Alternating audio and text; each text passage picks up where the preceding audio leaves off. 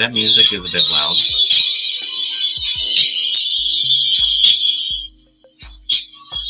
Hold on one sec.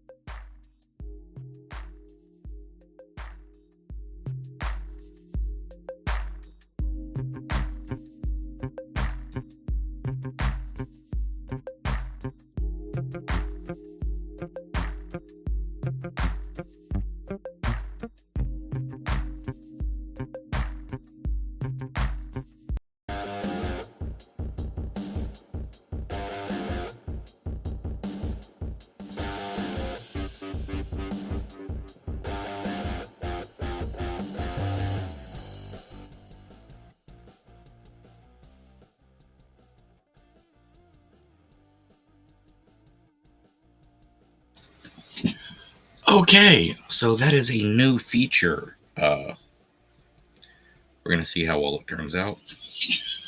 Okay, so that is a new feature. We're going to see how well it turns out. Okay, so that is a new feature. We're going to see how well it turns out. Okay, so that is a new feature. We're going to see how well it turns out.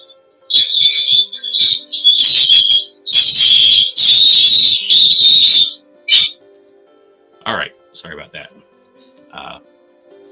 If the music is loud or fucked up in any way, let me know. Alright, so I regularly pop my back. Damn, panda. Oh. Dude, you're supposed to be watching.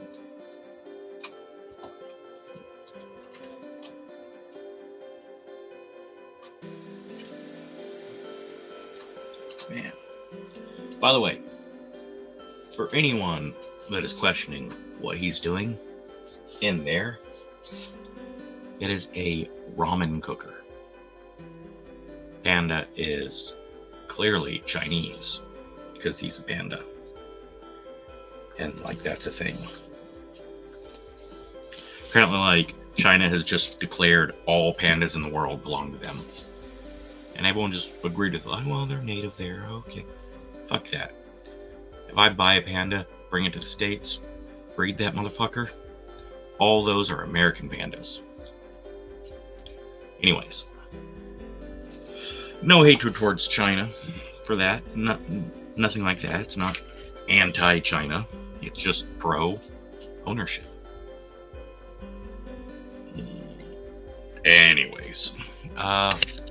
It has been a little while since I have done one of these. Man, see, I hate all this, like, stuff in the background. Got my St. Jude candle. See, there was a time where I was, like, adamantly, like, it's not St. Jude, it's St. Judas. Just because Judas Iscariot was a piece of shit doesn't mean Judas, brother of James, or Judas of Maccabees should lose their name. While I still feel that way, I understand why branding is important. Now, I was an advocate for the Washington Redskins to change their name. It's a fucking racist name. It's stupid. Cleveland Indians? No. I just think they should have changed the logo to, like, someone from India. That'd been cool. Seminoles, Apache, these are names, using the name as a sign of respect and a sign of honor. It might offend people, but it's not with mean intentions. I made a video 100 years ago about Aunt Jemima, Uncle Ben's, and they completely fucking decided to change Gone with the Wind. Now, I never liked Gone with the Wind when I was younger.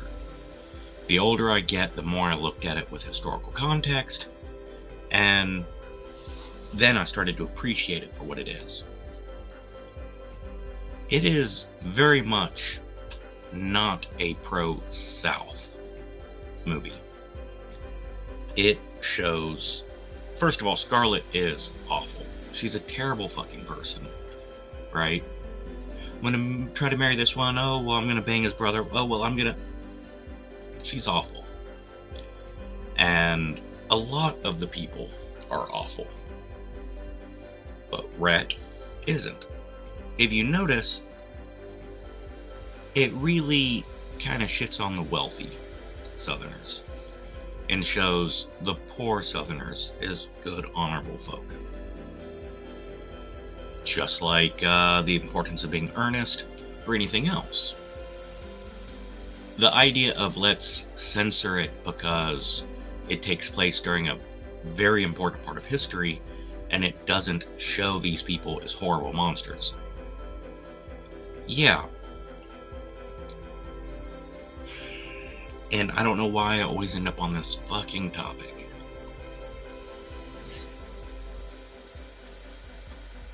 But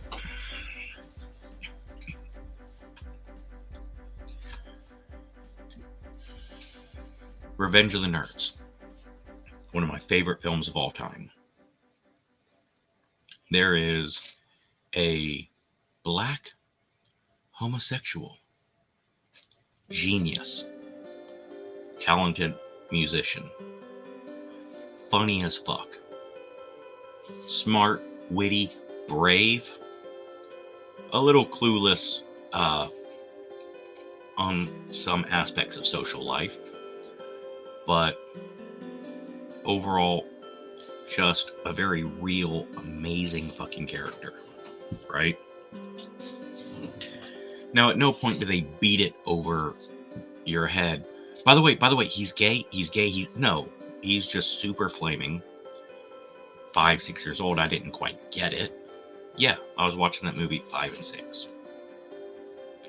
I was living in Germany at the time, and we only had one TV channel, so with a massive VHS collection. Mom and Dad went to Germany. They know it kind of sucks as far as TV goes, so they went and got HBO, back when HBO was only movies. And all they fucking did was just record everything that HBO played. So, I mean, we had just shelves upon shelves of movies. And, yeah, my parents weren't like, oh, you're not allowed to watch this, you're not allowed to watch that. With a few exceptions. But they catch you watching something. Oh, we're going to have a talk about this.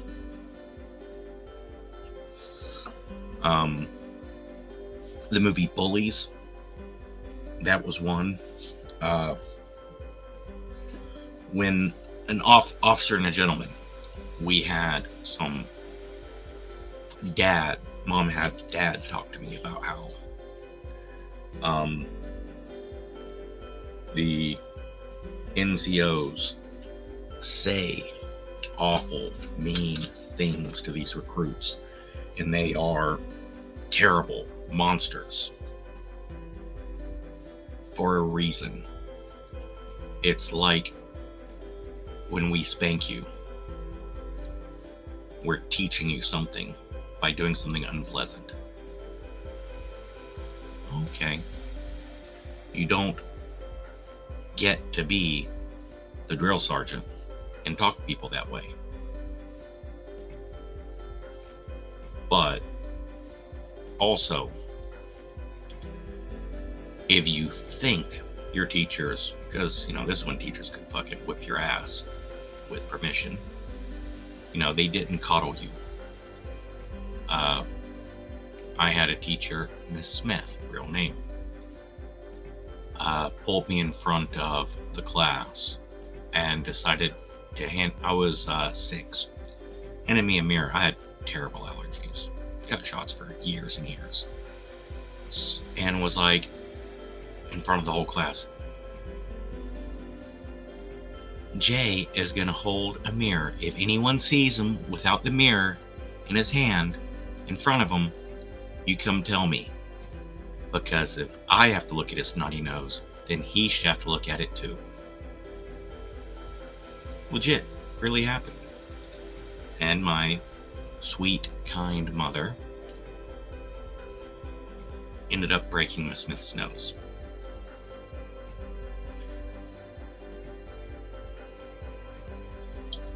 Now, when another teacher was being extremely harsh and I thought was being unfair, my dear sweet mother was like, nah, no, you fucking deserve it. In fact, teacher's gonna keep me updated. Teacher's gonna punch the shit out of you for this. Then, depending on your progress, you come home, I'm gonna punch the shit out of you. So watching whatever, with some exceptions. Obviously, I got in a lot of trouble in 2nd grade when I watched Faces of Death. Mom was like, no, that's not appropriate, you can't watch that, da-da-da-da. It's like, well, it's like a horror movie. Yeah, the difference is this is real. Okay, and, well, it's, in a horror movie, it's make-believe.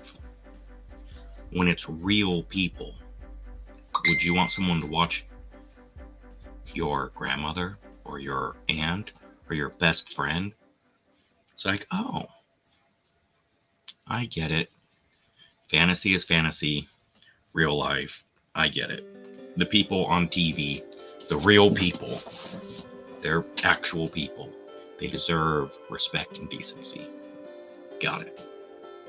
Important lesson. I'm not going to say I learned it when I was young, but I was taught it. So with that being said, damn right I watched Revenge of the Nerds as a young man. As a young kid. And if I'm wrong, then I'm wrong. But I want to say Lamar. That fucking dude was awesome.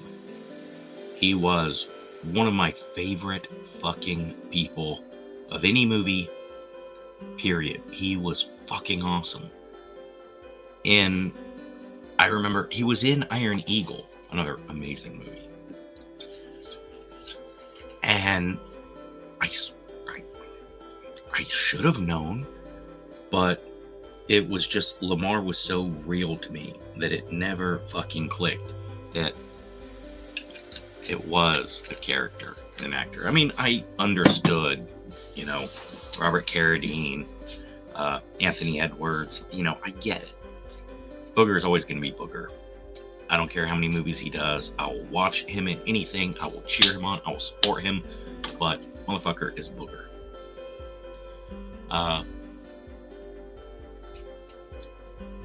And, he's kind of girly. He's, like, that's funny. Ha ha ha. And it's like, man, people be mean to him. Why? Just because he's a little girly? That's stupid. He really lacks in this area, but man, he is a fucking aerodynamic genius. He's awesome at this, and and then as I get older, I'm like, wait a minute. He's not being funny when he dances as a boy. He's a boy that likes boys. Wait a minute, you're not supposed to do that. That means that'd make him gay. Oh. No, he can't be gay. I love Lamar. Lamar's awesome. And that's when, older people are like, yes, Lamar is gay. How did you not know that? I like Lamar. I like Lamar too. Lamar's awesome. And gay. You can be gay and be awesome. That makes sense. You know what? Hating gay people would be kind of like hating black people. Racism's bad. Back then, like, hating gay people was perfectly fine. Because, you know, we were stupid then. And I was a young kid. Now, if you had stuck me in a classroom and go, all right, everyone, we're going to teach you how gay people are cool, I'd have been like, what's wrong? Next. But no, you show me someone awesome, and I'm all like, fuck yeah, Lamar's awesome. Oh. Yeah, and then it was like, I love Queen. Freddie Mercury's awesome. He is kind of girly. Freddie Mercury's like Lamar. Dude, is Freddie Mercury gay? Whoa. Yeah. That is why. Love Revenge of the Nerds. And I fucking love how you can hate a group of people. As Mark Twain, the amazing Samuel Clemens, wrote, his shame in supporting slavery and racism when he was a kid. He was like, I never questioned it. I never thought it was wrong. The newspaper said it was okay. The people said it was okay. The church said it was okay. It wasn't until I was older and I started going, wait a minute. And I was able to question everything. That's why he wrote, that's not why he wrote Huck Finn, I'm sure, but that's a big influence in Huck Finn. And that's why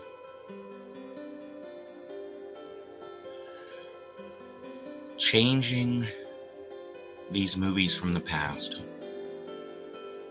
is wrong.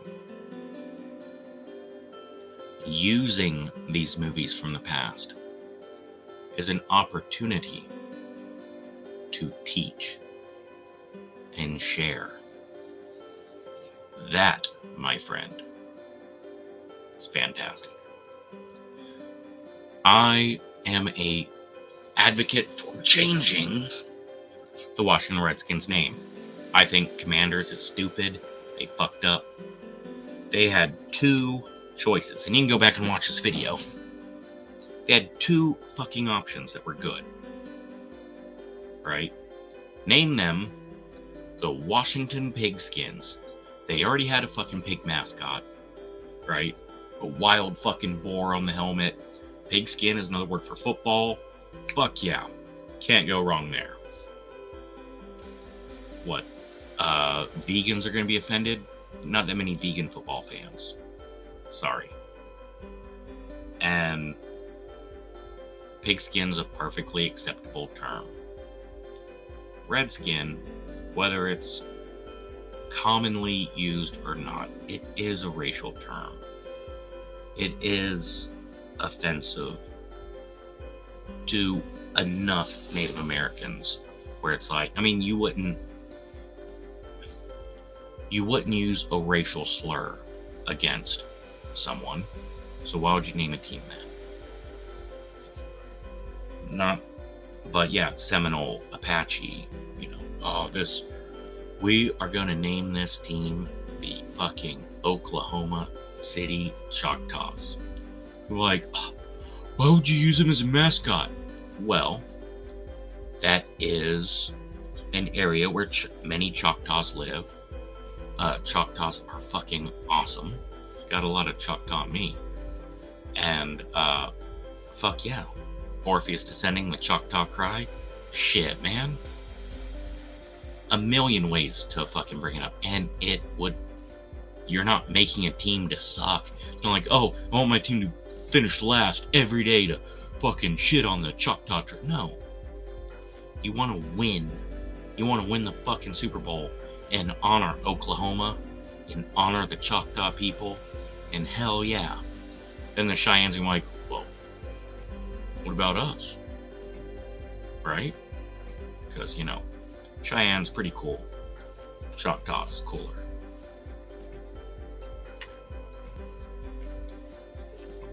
To me. At least we can all agree. The Lakota Sioux, you guys suck.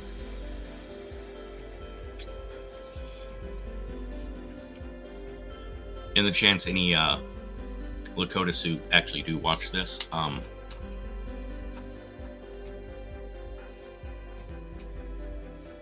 Comanche all the way. No, I got lots of love for the tribes. I encourage the tribal rivalries as long as it's friendly and, you know, in good spirit, because we're all brothers. Uncle Ben's rice.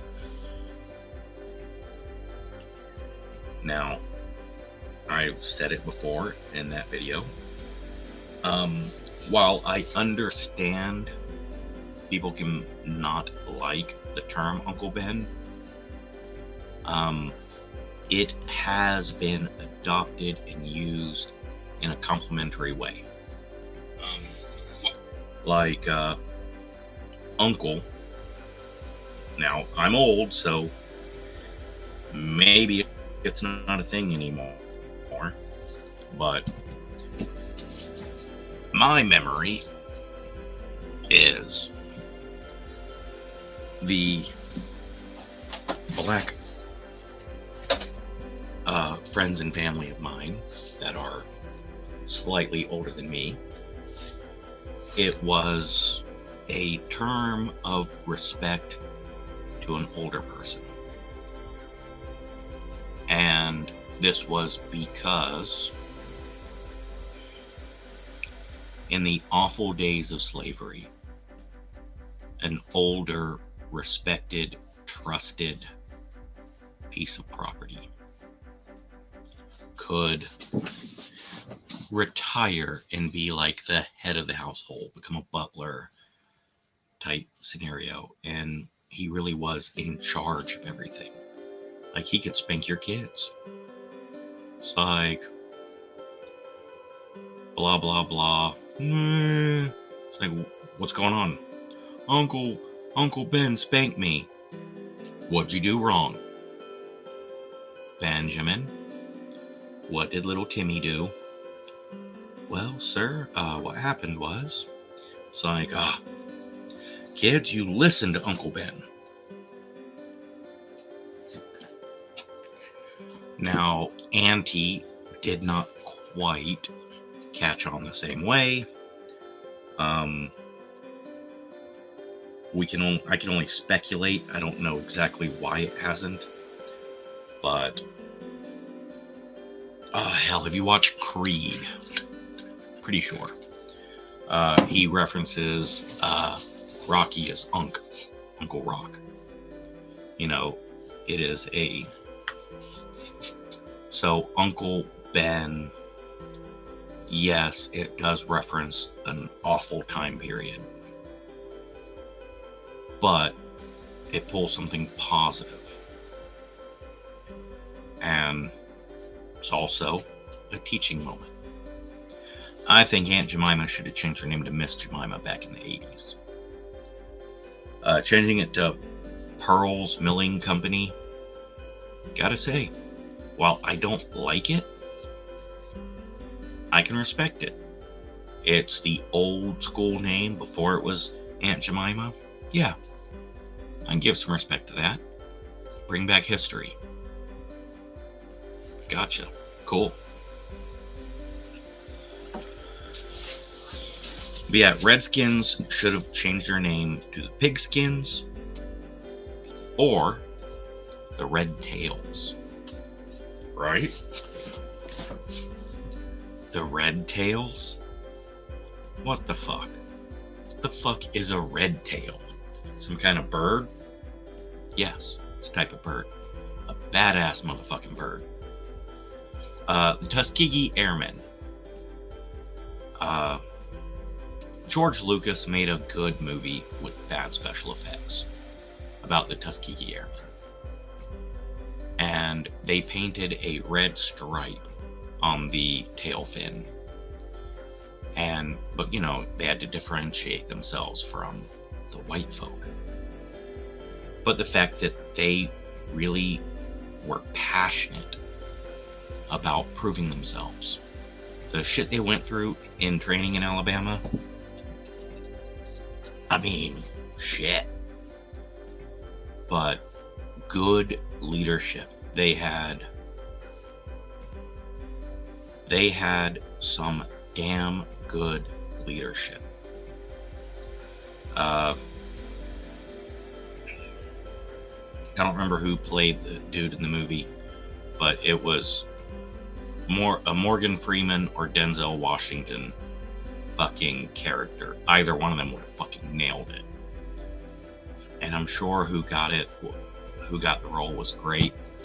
I think it might have been Terrence Howard, but you know, it was just I've always had so much love for the Tuskegee Airmen. And the Red Tails movie,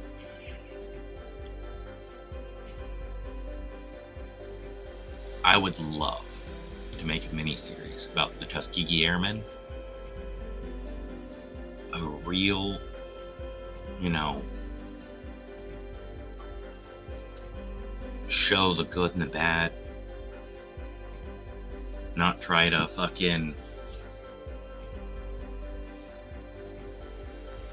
prove any points. Just tell the straight up facts.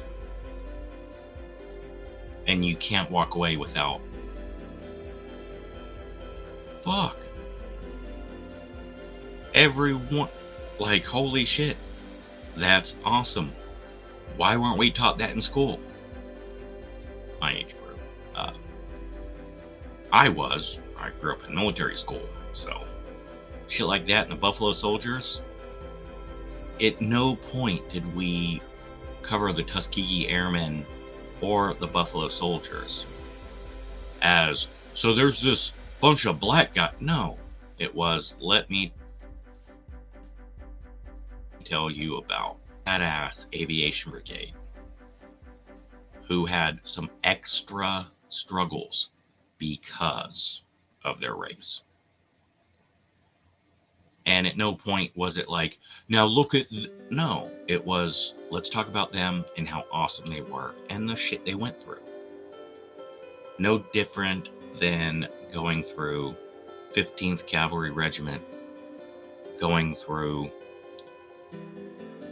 France in World War I, or discussing the 7th Cav Regiment in Vietnam, or discussing the Manchu Mile, you know, 101st. I mean, we covered stories and just told straight up, this is this and this is that. And then afterwards, have discussions. You don't need to bend the facts or bend the story to say racism is bad. No. You don't have to tell that story. You tell the straight up facts. And racism is bad is obvious. And for us young kids, it's Lamar's awesome. Yeah. And then, wait. Lamar's gay. Isn't gay bad? Why is gay bad? I don't know. If someone calls you gay, it's an insult. Okay. But is Lamar bad? No. Is Lamar gay? Is he? Yes. Is Lamar bad? No. Is Lamar gay? Yes.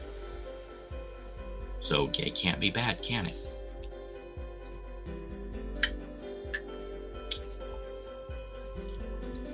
And that shit is profound, and it hits you, you feel it, and fucking 35 years later, holy shit. And 35 years later, you're like, you know what? Here's something cool. Let me tell you how stupid I was when I was a kid. Right? And it's like, yeah, kids are stupid. But I also think a lot of the lessons that people like, sit down and repeat after me. Like when mom would sit me down and be like, all right, real life death, bad. Fantasy death, they're not real people, so it's okay. It never logically clicked. Right? So I still watch, the new version of Live Leak. Although I don't take pleasure, I have morbid fascination.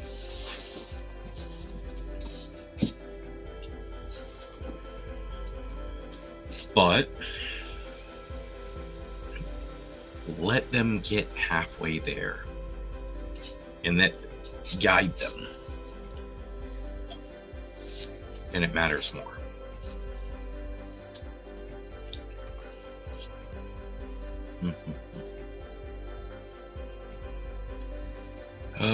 The biggest problem with censorship, to me, is you lose the opportunity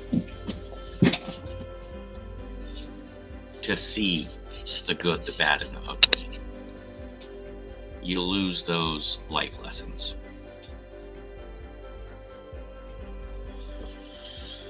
I mean, I am fucking 58 years old. I'm talking to people in their 30s and 40s about, yeah, I think it's kind of funny, the song WAP. What's so funny about it? I just think it's funny that, all these people are super offended about, oh, it's discussing dirty, dirty sexual stuff. No one's like, she named that song a racial slur. No, she named it WAP. Yeah, WAP. It's not a racial slur. Yeah, it is. It's like, what do you mean? It's like, yeah, where you're from, where you live, you'd never know. But there are motherfucking places in this country where people are like, fuck you. Don't call me that. By the way, it's, and I don't know the origin behind it, but it is a slur against Italians. I'm curious, though. I want to look that up. On the Tube of You, I started a video series that I was extremely proud of. I called it Etymology of the Gutter. And I put a lot of work into it. And it was taken down.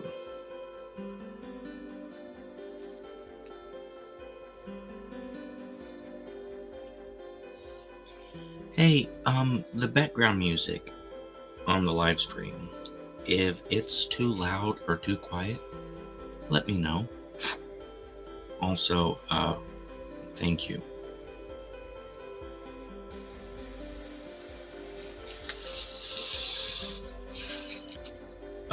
Etymology of the Gutter. The first video I took 2 awful, offensive words that people use as insults. And I went to the origin of those words, where they came from, and traced how it became the insult that it is now. And my idea was that if you know where a word is coming from, how it came to be,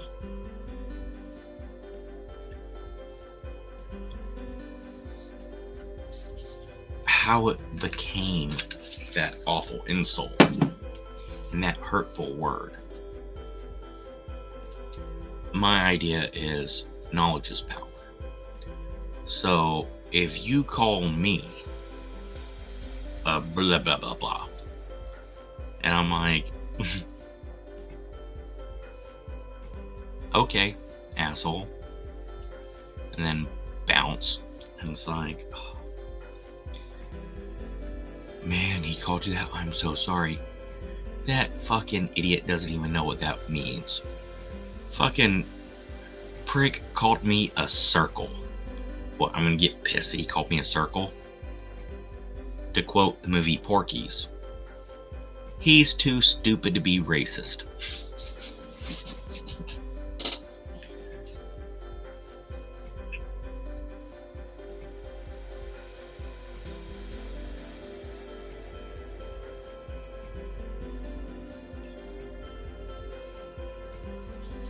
Thank you. I'm glad that the background music isn't super noticeable.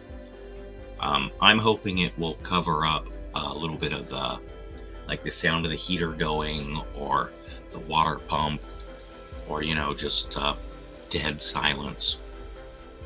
Maybe it'll cover up my ums a little bit.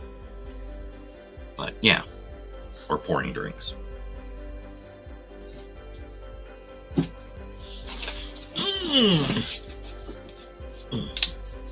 Now, the first video I covered a terrible insult, the F word, referencing homosexuals, and where it came from in the origin and how it became what it became. Hilarious, insightful, heartbreaking. By the way, the term of, oh, it means a bundle of sticks because they used to burn gays at the stake, is a bullshit lie. It does mean a bundle of sticks, but no, they didn't burn gays in England.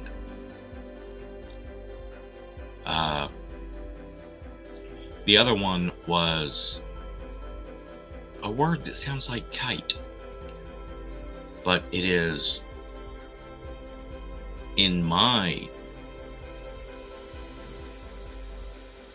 youth, it was the worst fucking thing you could call a Jew. And a lot of people aren't familiar with it.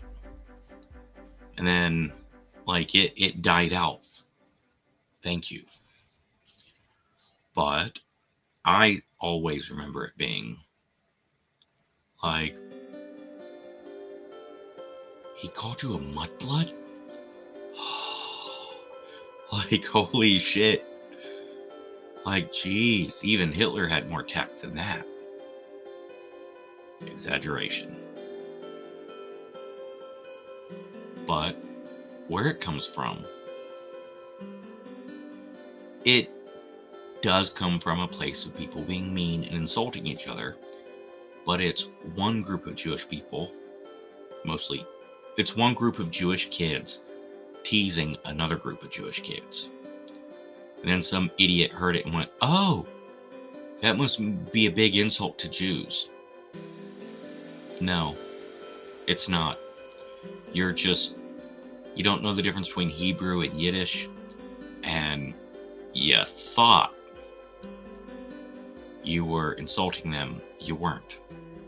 The reason why the word became bad is because evil fucking assholes like you used a perfectly innocent word Well, a mostly innocent word. I mean, it was still teasing, but it wasn't evil. Evil motherfuckers, like the swastika. Go to Korea, you see the swastika everywhere. It's like, you got Korean Nazis? No. That shit's been there for 800 years. So, yeah, Korea, not that involved in Hitler and his stupid ideas.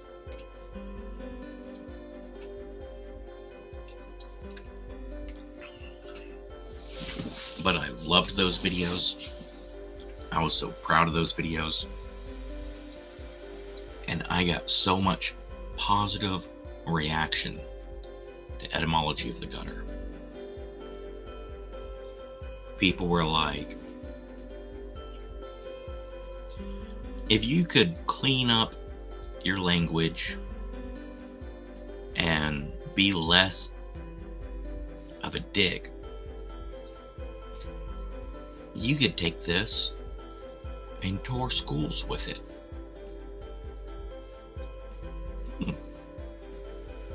No, I wasn't told that a million times. I was told that, paraphrasing it, from two different people on two different videos. And it's like, well, you should do that. I didn't invent the words. I'm just pointing out, like, take it, do it. I hope they did. But it was all taken down. And that saddened me. I was very proud of those videos. I actually felt like I was doing something good while being an asshole in educating. Because, yeah, fucking hate racism.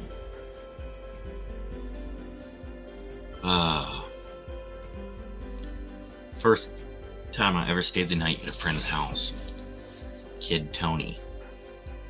This was Schweinfurt, Germany. 86, 87, 88, something. The wall had not come down yet. So yeah. The Challenger had blown up and the wall had not come down. It was between those two periods.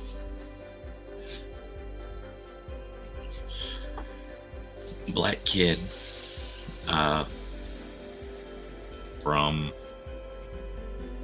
his family is from, I want to say, Mississippi. Could have been Alabama, hell, could have been Louisiana, but it was south. Because I was like, yeah, my grandparents live in Kentucky, they're in the South. I remember his grandmother was visiting, and she goes, that ain't the South, that's up north. They're practically Yankees. I was like, wait, even in Mississippi, you're Yankees. Yankee means American. Like, you can be from Florida, Jacksonville, Florida, and, you know, people call you a Yankee on the bus here. Because Mom got pissed, people were calling her a Yankee. She's like, I ain't a fucking Yankee. I'm from blah, blah, blah. It's like, Mom, that means American. They call you a Yank, it means you're American. Yankee Doodle Dandy.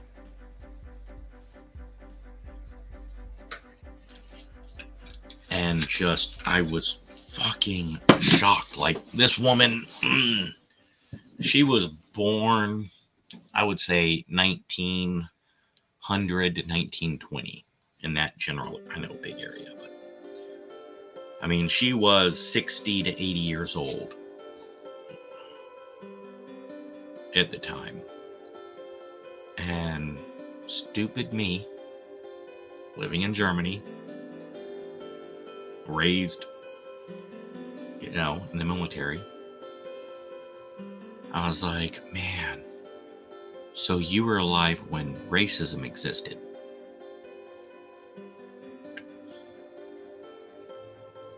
And she was like, honey, you're alive when racism existed. Well, no, I mean, all those awful things. And she's like, there's still awful things. Where? Why? wait, why are people still racist?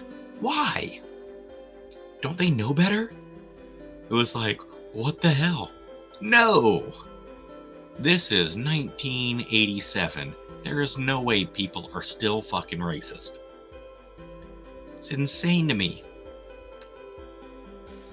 And here it is, 2017, and people are like, it's more racist than it's ever been.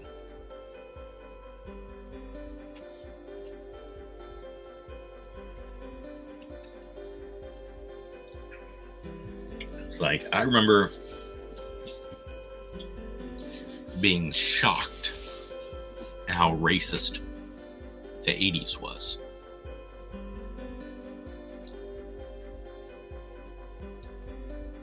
I can remember,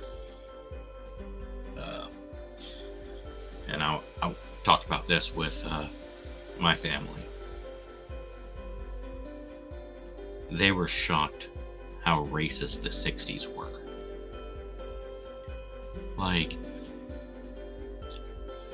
we are this close to putting a man on the moon, and people are still being racist? I mean, how stupid is that? It's like, well, yeah, but we fixed it. I mean, you guys fixed it, so we don't have to deal with it. And it's like, oh shit, it's still there? Fuck, now we gotta fix this. Once and for all, it'll be gone. And my kids are like, yeah, it's more racist now than it's ever been. Talk to your grandmother. And, yeah. You guys might be going too far in one direction, because I'm seeing a lot of racist bullshit. You guys are attacking, really attacking Asians, by the way. Like, I get you're attacking white people. I think that's shitty. And my people of various races at my age group are like, yeah, that's shitty.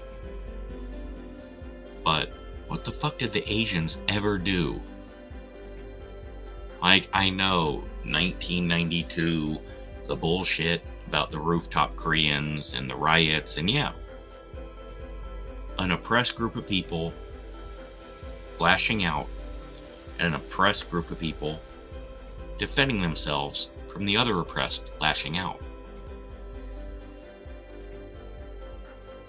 How the fuck does that turn into Harvard going, let's punish Asians? No. Stop it. Stop it. Stop it. I really thought my generation was gonna fucking fix racism. Like, it made no sense that we wouldn't. So, guys, stop being dumb. Fix it. And I don't mean fix evil racism against this group of people by being evil racist against this group of people. No. Meritocracy. Fucking idiots. Come on.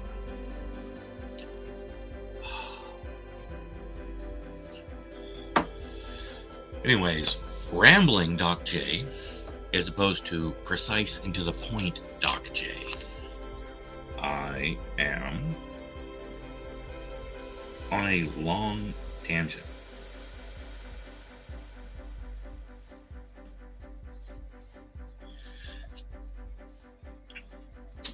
Yeah, I adjusted the volume, played with it a little bit. If you watch the very beginning of the live stream, it's way too loud and then way too quiet, and I played with it and listened to my phone.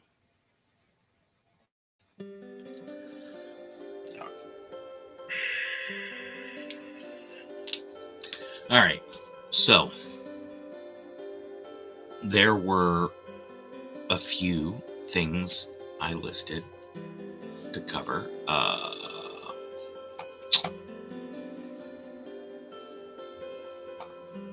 Let me see.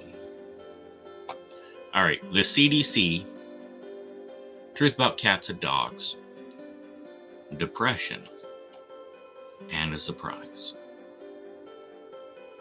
Yeah. First, let's go over the truth about cats and dogs.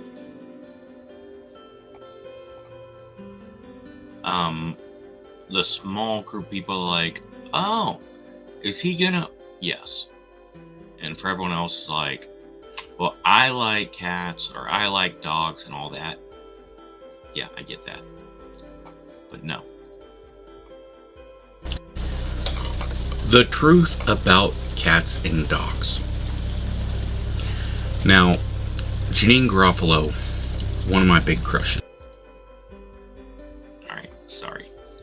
I am going to share a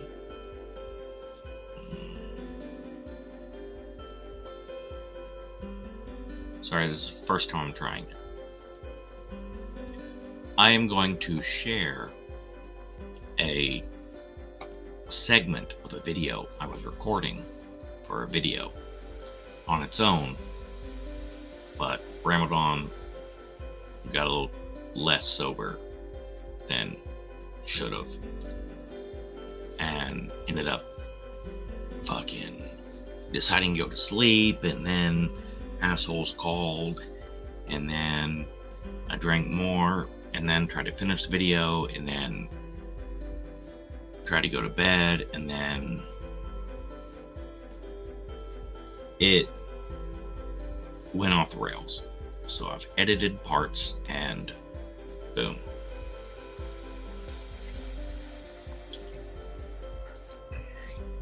So let's do this.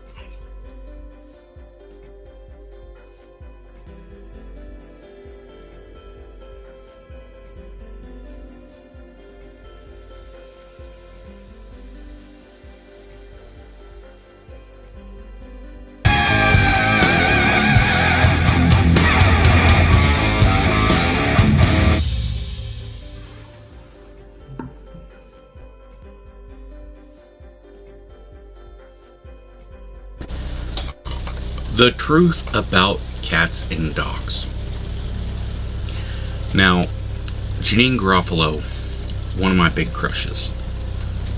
I know, weird. Uma Thurman, I have a lot of respect for. She's clearly a very attractive lady, but all right. Plan B. Grr.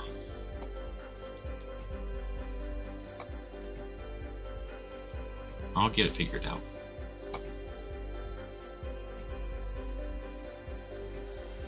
Next review. Alright.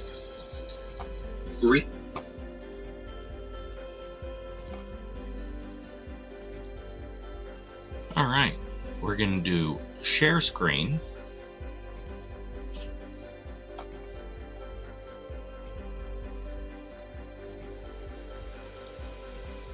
Yes.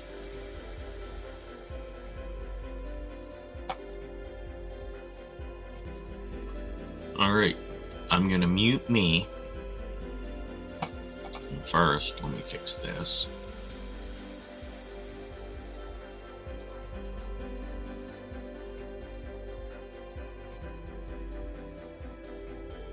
Boom. We got that.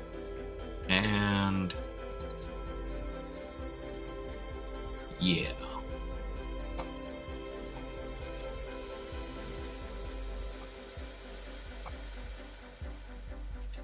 Alright, now I'm going to mute me and play this. I'll figure it out.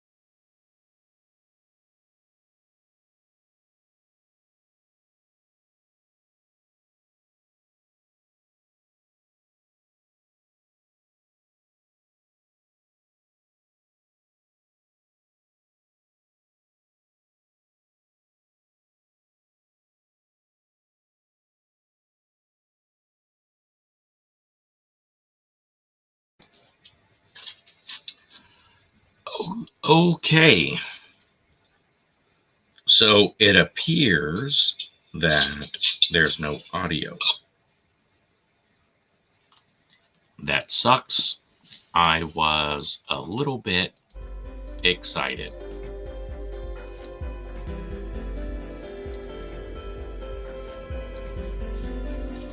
I was actually excited to share the review I did. Apparently, I gotta figure shit out differently. All right.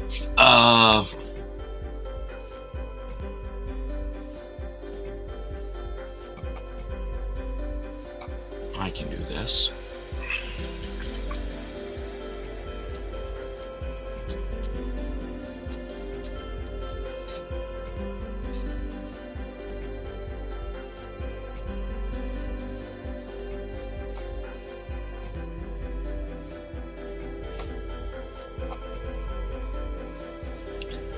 We are going to do it live.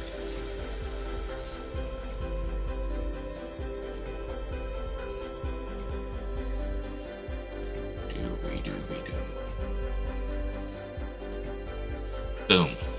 All right. The truth about cats and dogs. This movie, you can see I gave it a 6.3 out of 10. I'm sorry, they gave it a 6.3 out of 10. I gave it an 8 out of 10. This movie, the basic premise is you've got two women who live next to each other, right? You have the beautiful, tall, thin, blonde Uma Thurman, who plays Noelle. Now, she is what a lot of people put as the fucking image of what they want. Here we go. Uma Thurman, tall, thin, blonde. She's not very smart, but she's very sweet. Terrible taste in men. Easily manipulated. And then you have the beautiful, sexy, short brunette, a little chubby. That just means good for cuddling. Smart, difficult, witty Janeane Garofalo. And you've got the tall, handsome, affable British, guy. He's very sweet. And he ends up in a situation where he is interested in Abby, played by Janeane Garofalo. One of my 3 childhood crushes. Yep. She is number 2 on the list of 3. And they hit it off. They talk on the phone and everything's perfect. But he wants to meet. Now, Uma Thurman, model, tall, blonde, thin, just attracts assholes and pricks. And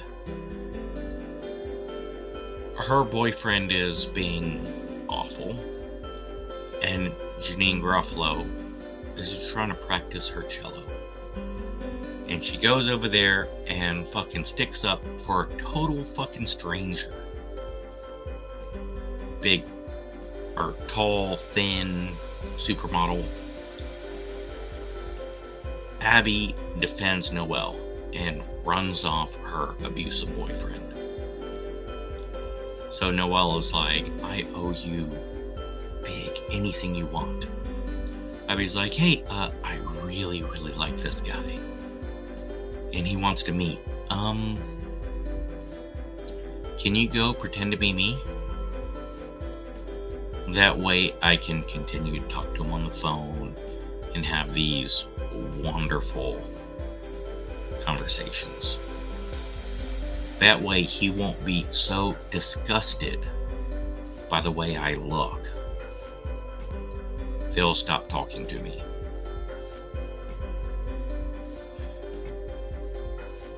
So Noelle does that. And this guy is polite, he's sweet, he's respectful. She's never handled that before. So now, she's in love with him. So now you have two women who are in love with the same guy. One, he's in love with her mind. But the other, he is absolutely in love with her looks.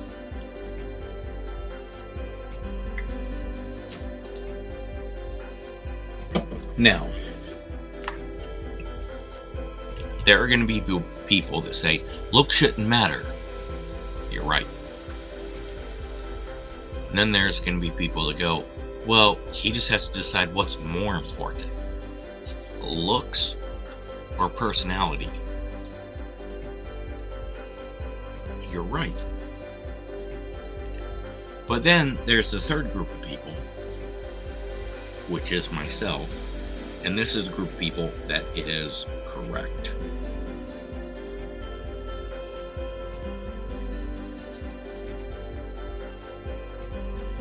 Alright, I'm just doing it live. Can you hear everything? Everything look alright? Is it working? Then there's a third group of people, myself, who are right. This dude fell for a chick. Her voice, her personality, her sense of humor, her insight, she's fucking great. Has no idea what she looks like, he wants to meet her.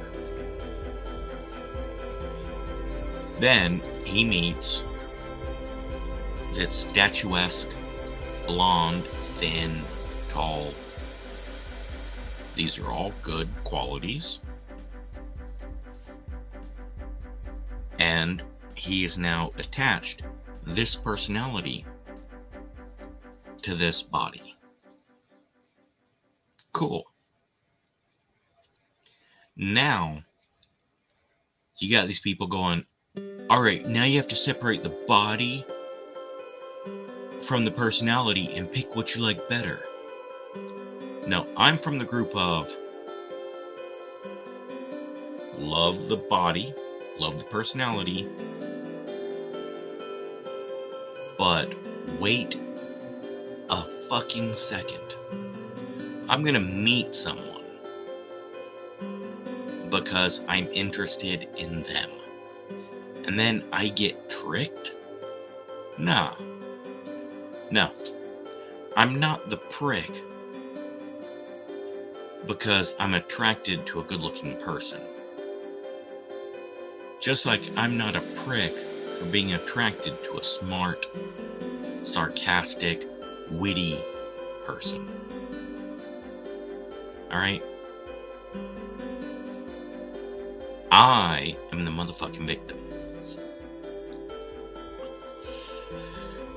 If I had met Nicole, or Noelle, beautiful, tall, thin, blonde, and approached her and talked to her, and then found out that her personality was appealing, and then pursue her, cool.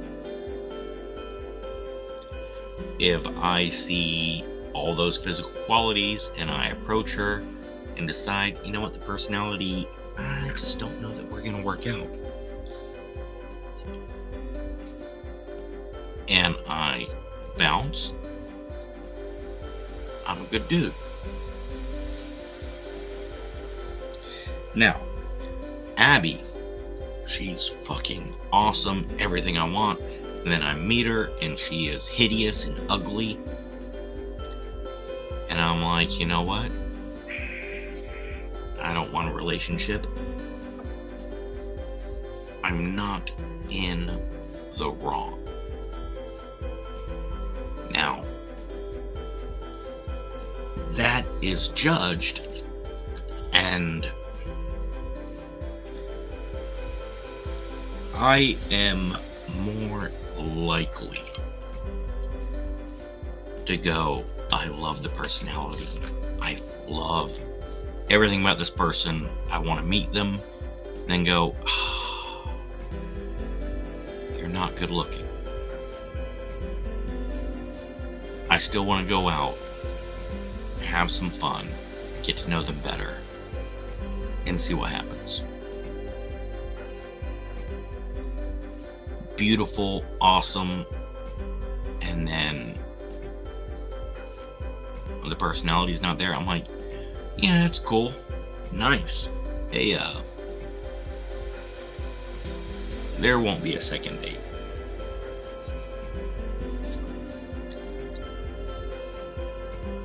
But you lie to me, you trick me, try to play me.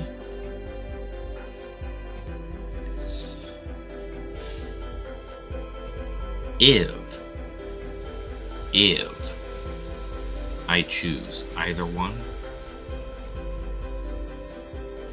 they're really gonna have to fucking convince me.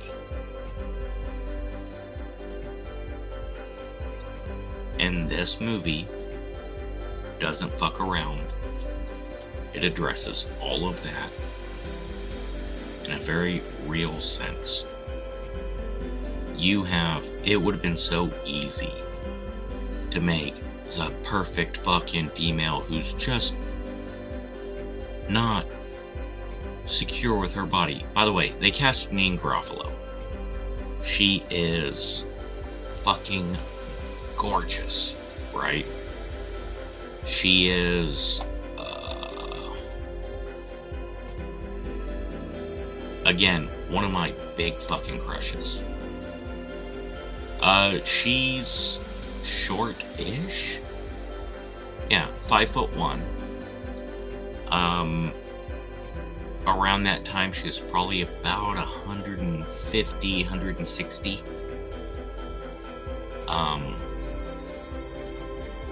Glasses, dark, wavy hair, little untamed.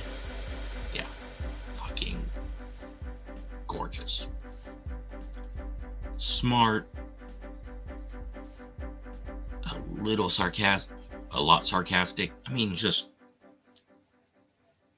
bitch had it going on. Fucking huge crush on her. And I watched this and I'm like, what the fuck's wrong with her? Why would she not? Well, being a young gentleman, I was like,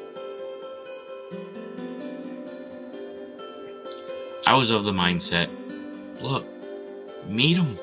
And he's like, oh, I don't like short, gorgeous brunettes that are a little chubby. And be like, oh, cool. Then go bang who you want.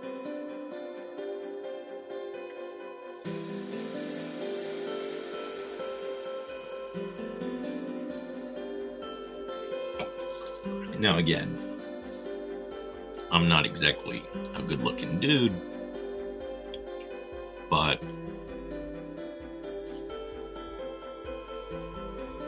I am me.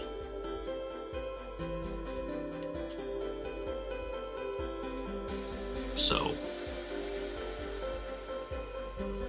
I'm not gonna chase and beg and plead. It's there or it's not there.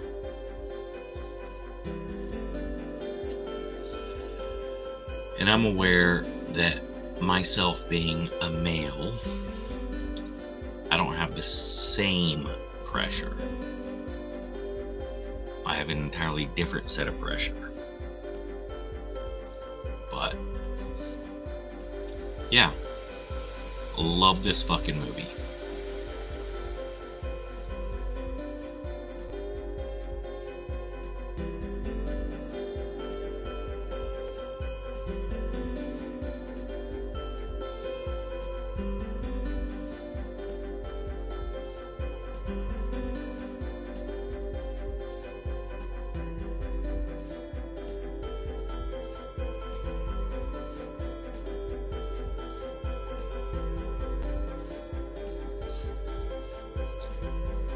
Someone's an idiot and fucking... Yeah. I blame Francis Bacon. Yep. Don't know who that is? Google. Ugh. But yeah, Truth About Cats and Dogs. Beautiful fucking fantastic movie. There's no good guy. The three people, stereotypical fucking supermodel Uma Thurman, whom, and this is funny, right? I think in a lot of ways the intention of the movie was that you're going to obviously see Uma Thurman, this beautiful, all those qualities, victim who just needs a hero to save her. And then see this short brunette with glasses and a little chubby, and be like, well, you know what? I like her despite her appearance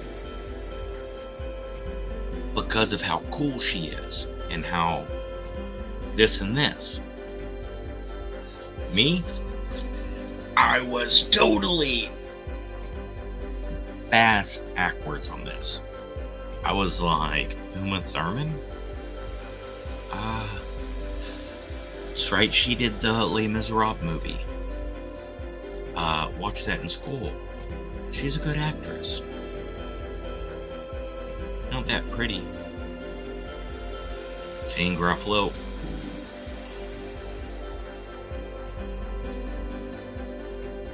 And then I walk in like, oh yeah, I am so excited.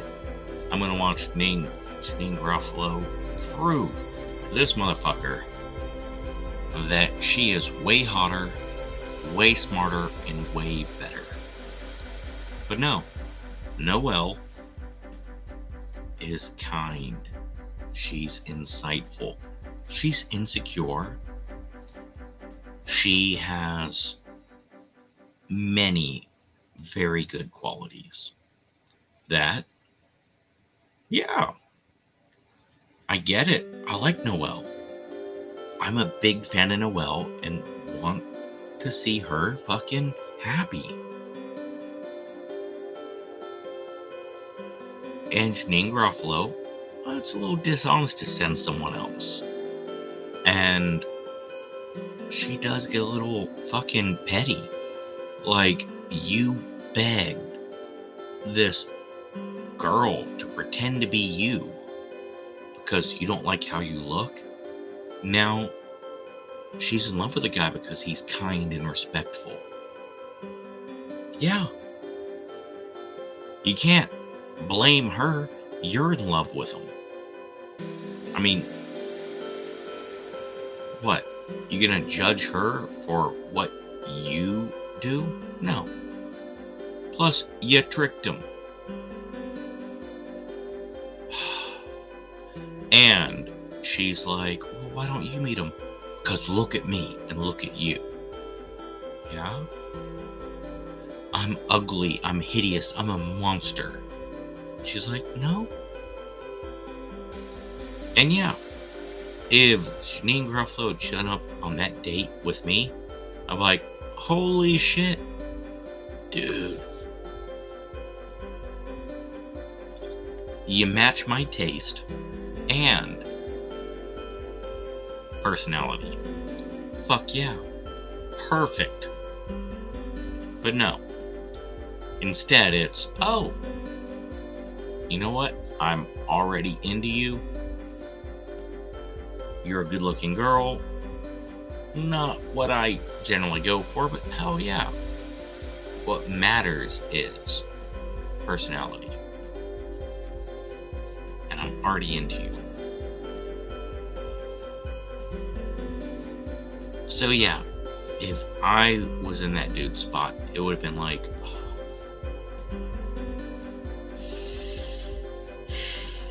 I was really into this girl, and then I met her, and she seemed a little off. Played it off as being nervous. She's attractive. They both lied to me. I'd have been like,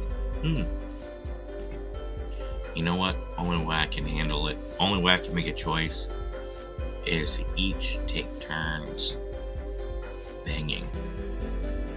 And then I get scorecards, and then, round 2, and then I'll make up my mind based on that. And just keep pushing it until they both go, you're a fucking prick. Oh, I'm the prick. I was lied to. I was tricked. You know what? I just figured I'd get something out of it. Because you both broke my fucking heart.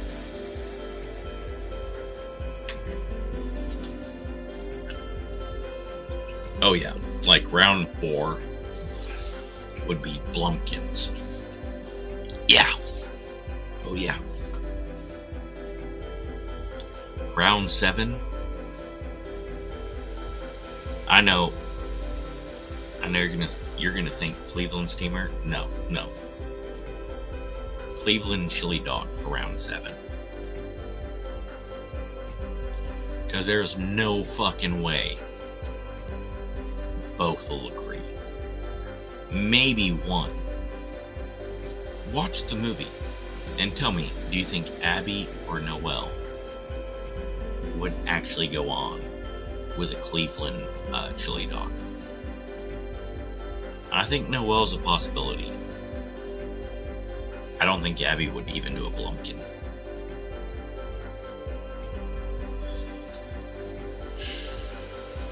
Yeah. I'm a terrible human being. Alright, I have rambled on enough that the surprise.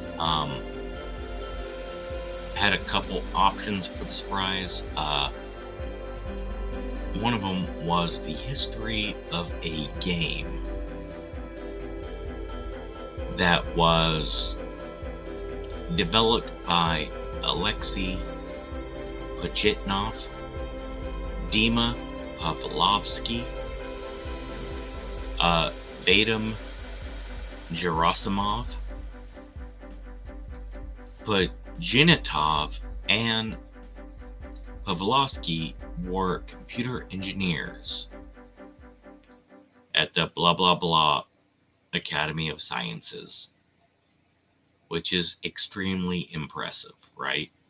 But Vadim Gerasimov was a 16-year-old high school student who just enjoyed coding and encryption and actually made an underground game slightly the basic coding from Pentamino. He took that and made an entirely different thing. And that's what got him included. And yeah, it was cool.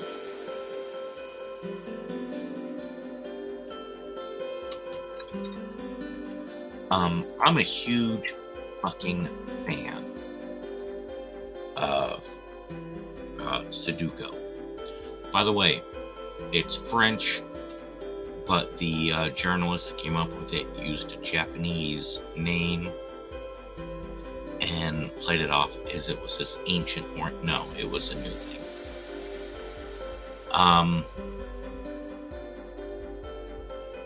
So this thing,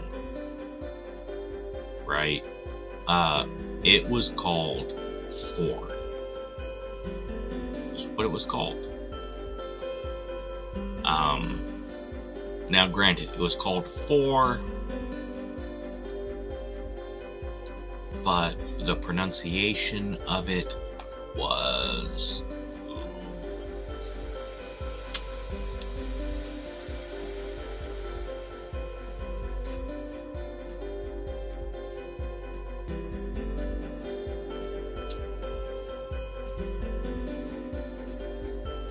Tetris. oh, well, that just gives it away.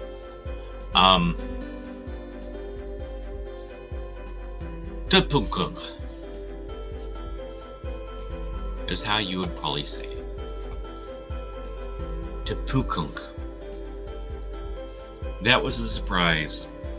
I am totally gonna fucking put that down and possibly make it into a video in and of its own. Most likely not. But we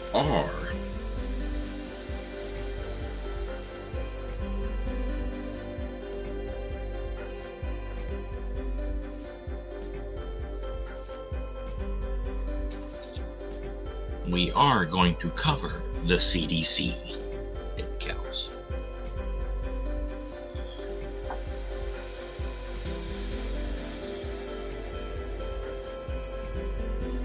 Now, CDC is Center for Disease Control. In dead cows, that's questionable. So you clearly think it's going to be one of these exposed to CDC? But no, you are wrong. CDC is not the Center for Disease Control. It is the cult of the dead cow. Now, so, okay, what the monkey turd is the cult of the dead cow, right? Well, I've got a script and an article. Not 100% an article, but I am on the script. But I am going to put the glasses on. Please excuse the glare. Just let me see how it looks.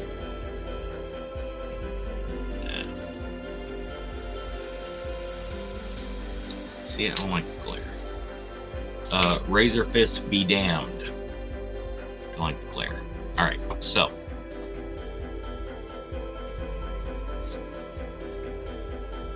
What began as a loose affiliation of BBS, CySops in the mid 1980s, back when I was up and comer. Oh yeah, I was rocking the Commodore 64. Somehow or another, these fuckers became the world's most famous hacking group. Oh yeah. At the close of the 20th century, they were shit on by Uri Geller and the wonderful, charming, absolutely innocent of anything wrong, that's obviously sarcasm, Slobodan Milosevic. If you don't know who he is, look him up. Awful fucking piece of shit. Awful piece of shit. Anyways, the CDC, Cult of the Dead Cow, they were well known for their media savvy and their braggadocio. Hilarious, over the top bragging, to the point where it was obvious to many these guys are shit talking and having a laugh. And then to people like Geraldo Rivera, it was, they are going to put microbes in the drinking water and program them to explode. And then they will hold us all hostage.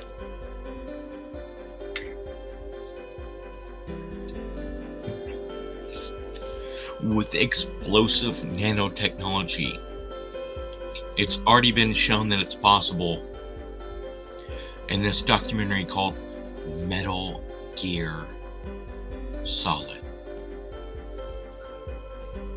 Yeah. Funny shit. They also created something called Black Orifice,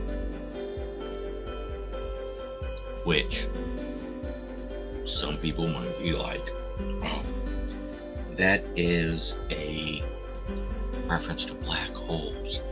They absorb all the light and create utter darkness. Or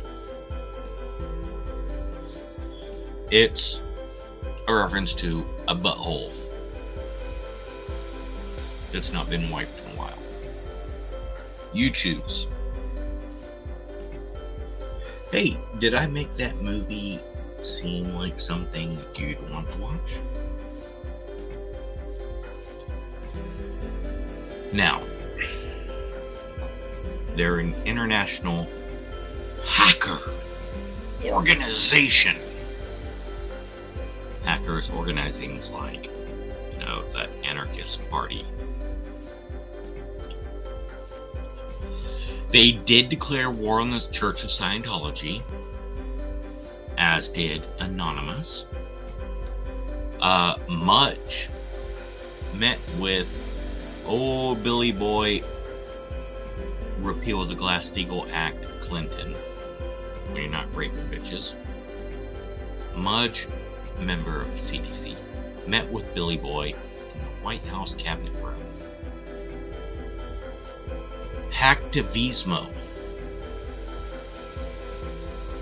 cool dude, and Red China, slightly less cool dude.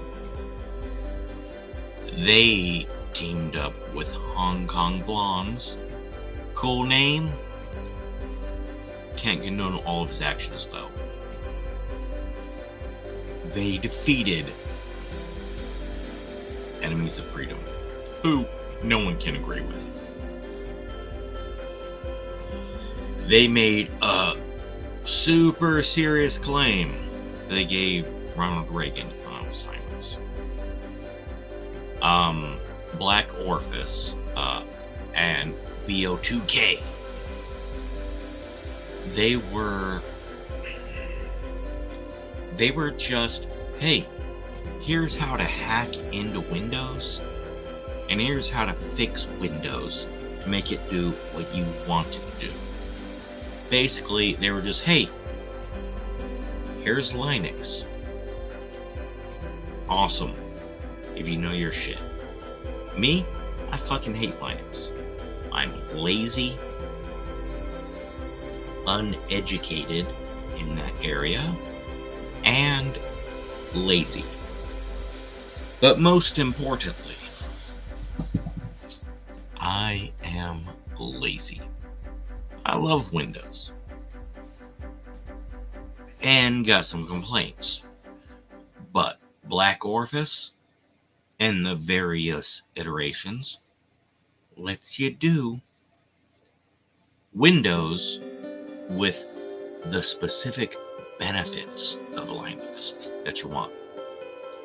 I love Opera. I don't do Chrome. I don't do Windows Edge. I don't do Firefox. I use Opera. Why? Because Opera's got enough things that I can fucking tweak and bend and twist to make it work the way drunk me can do it and work out well. Fucking love Opera. Every time that I accept an update, I gotta go through the whole thing and tweak it and fix it. But yeah, fuck yeah. Got it. Cult the Dead Cow did that for Windows. Now, leaves a lot of questions. And I was working on a script. And I did a pretty decent job. Totally good. But then I came across a fucking article. Damn it. I linked the article. Bug Crowd. I want to credit the artist, the writer.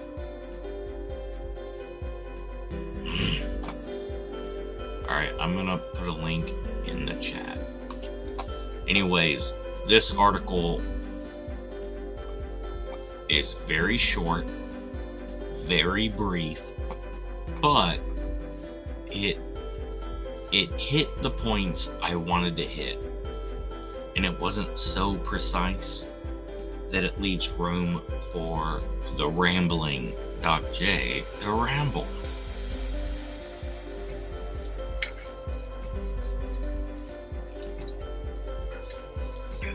By the way,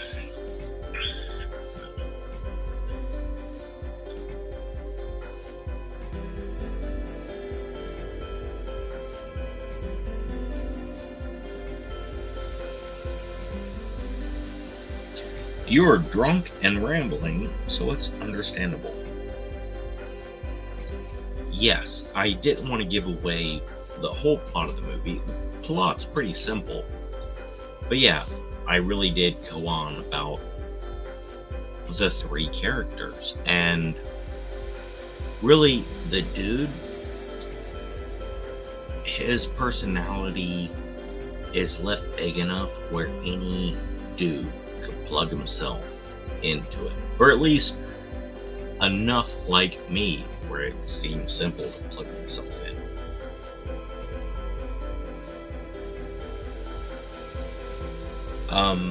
But yeah, I think the big part of the movie is the two females and the one that was supposed to be all beautiful and perfect and you're just into her, and then her personality turns you off, and then the one who's all hideous and ugly but her personality is supposed to turn you on.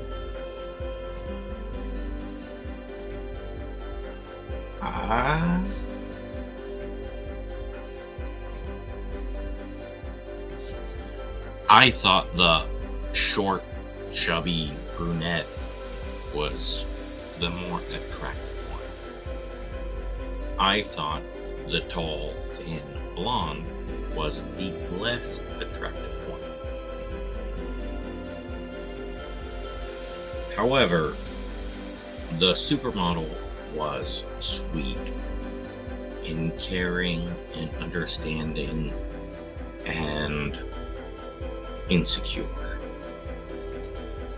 Whereas the gorgeous, short, chubby brunette with glasses was not insecure while talking. But she was so insecure that she couldn't meet him in person. Her insecurity caused her to lie.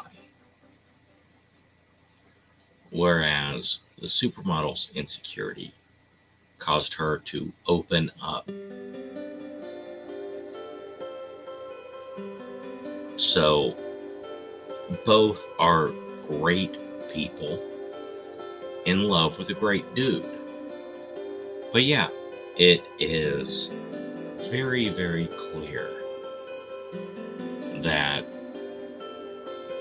I wasn't reacting the way the audience did. But I still see them both equally awesome.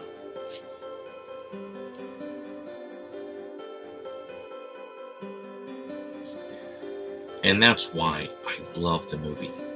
Because it really did make me look at things differently. I was the opposite of the audience. Like, the audience would walk and be like, oh, supermodel, oh yeah, I want her. And then, oh, you know what? The short, fat brunette with glasses, kind of like her too. No, I walked in. I want Janine Garofalo. Oh shit. Uma Thurman's got some qualities other than her looks. Oh, cool. That's how I know they did a good job on the movie. Because me on the other end, I still dug it.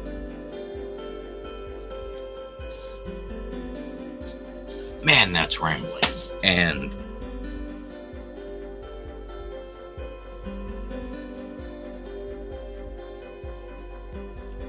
yes, focus too much on, drunken rambling, understandable. Yeah. By the way, do I have anyone actually watching this? None on the two of you. Anyways. Cult of the Dead Cow.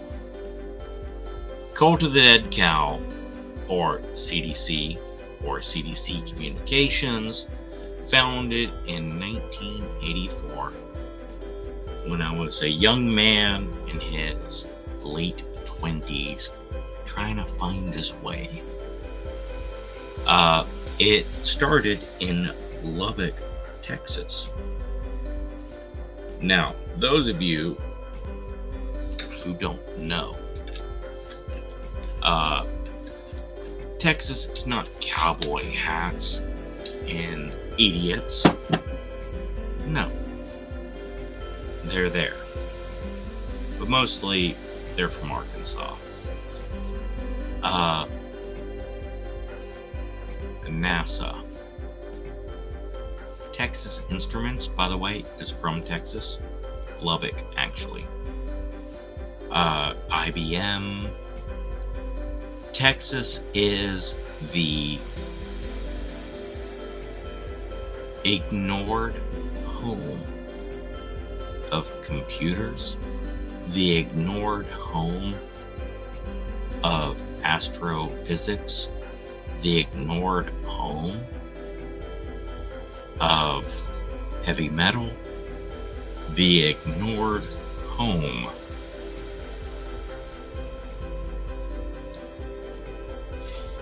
of so much. Texas really could be 5 states. Let's be real, 3 states. Now, my roommate, Splattervision, check out his channel. Fucking smart, whiny, intelligent retard, brave coward, movie buff with so little experience with movies. He's also 13 to 20 years old. Great fucking kid. Also an awful fucking kid. He is from Texas. He also is a redneck. he's also a fucking indie film, art film lover. Oh, and I have no qualm saying it because he's made it very clear. He's also a homosexual. Although, I think he's bi.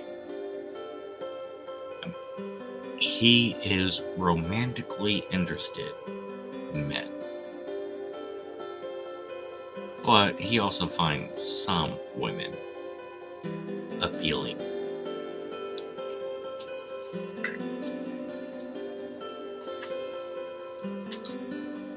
Anyways, this fucking kid,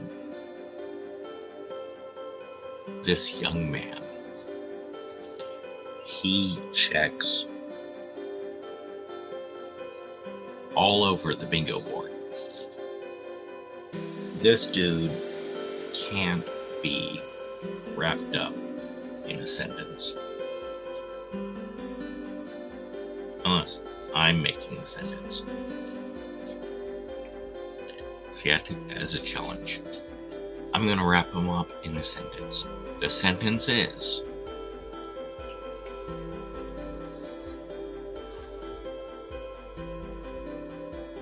Splattervision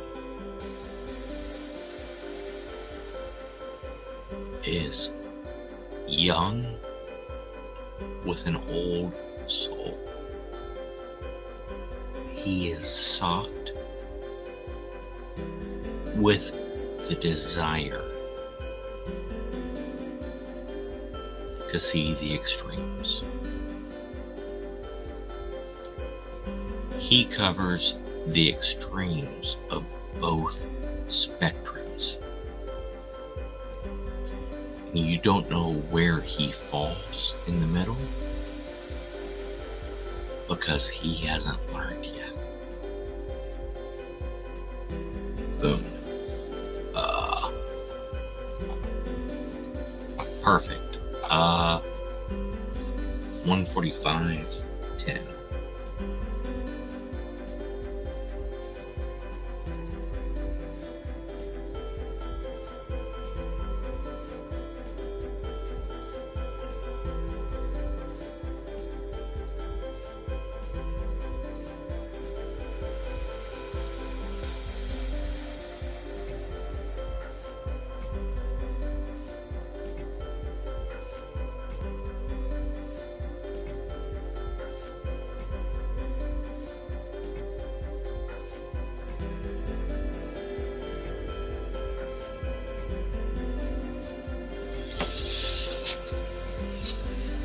Now,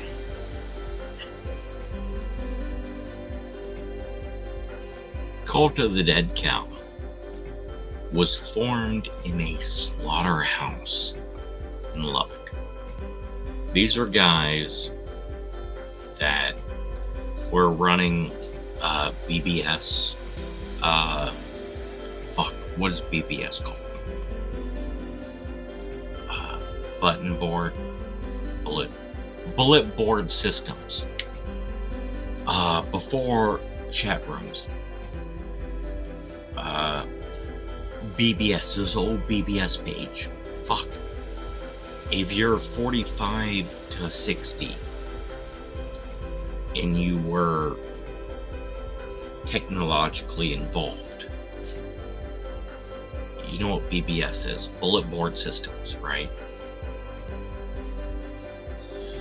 So the old BBS software let you connect to terminals, and then once you join on the terminal, what do they call them back then?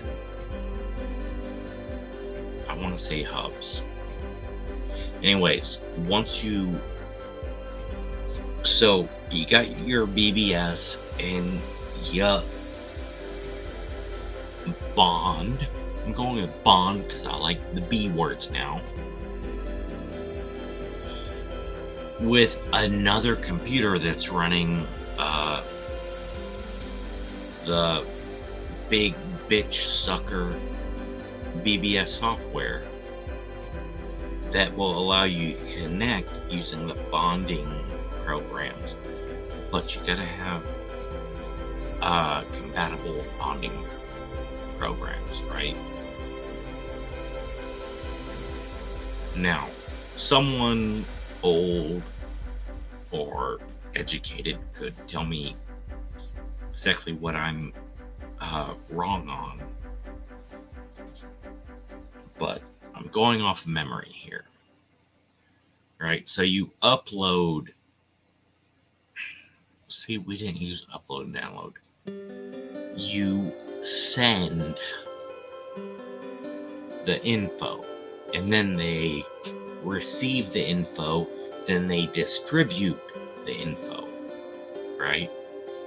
The files, and you got to send out all these files and then combine them into a game and blah blah blah. Anyways, CDC, they got a bunch of these fuckers together. Think of LimeWire in the mid to late-ish 80s, 85 to 88. So that way it just makes it easier, right? Like, well, let me find someone that can, and let me send this, and then let me talk to them so they can, and suddenly it's, hey, here's the thing, send it, we'll handle the other shit.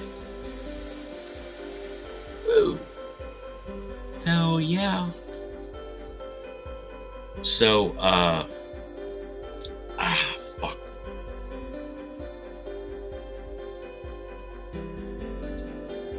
HoHoCon. HoHoCon? The predecessor of Hacker.com. Alright, nobody in Europe called it HoHoCon.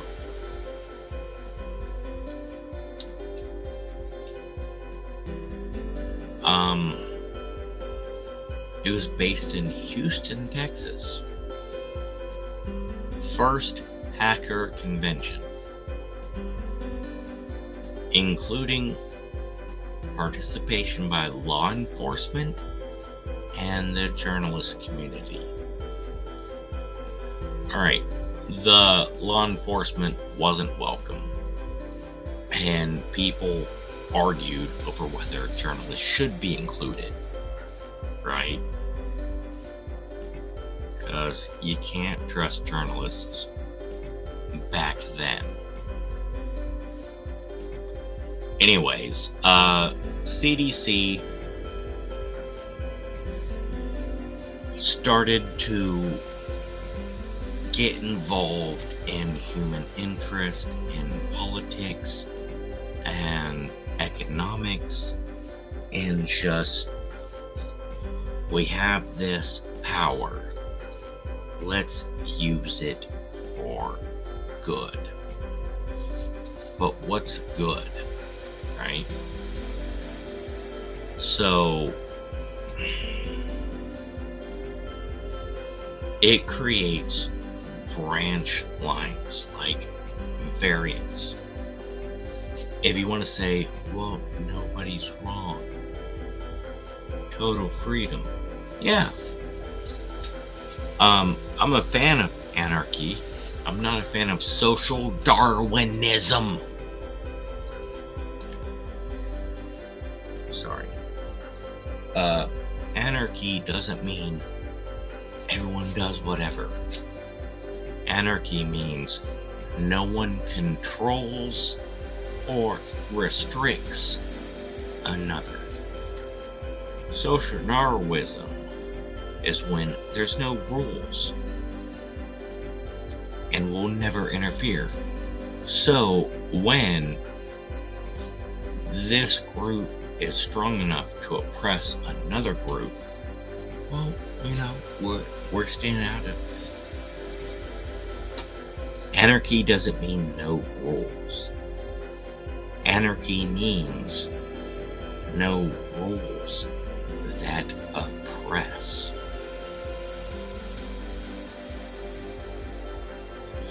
Anyways, hacktivism was like, hey, we got this power. Let's fucking fix some awful shit that we can all agree is awful. And he was right. However,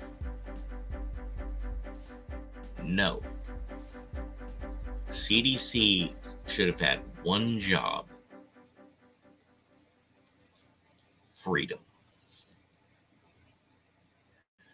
Now, the idea of hacktivism's idea of let's attack Scientology. No. I vote against. Let's use our powers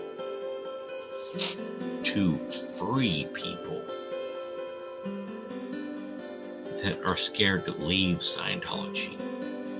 People that are being attacked and oppressed, and defend them from Scientology. I vote yes. Fuck yeah. Shit titty-tastic. Man, I fucking...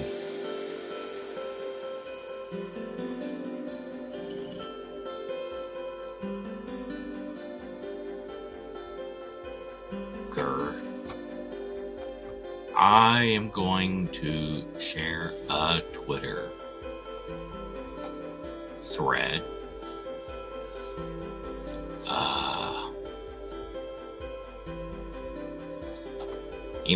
Probably information be clean from it, but let's focus on the point.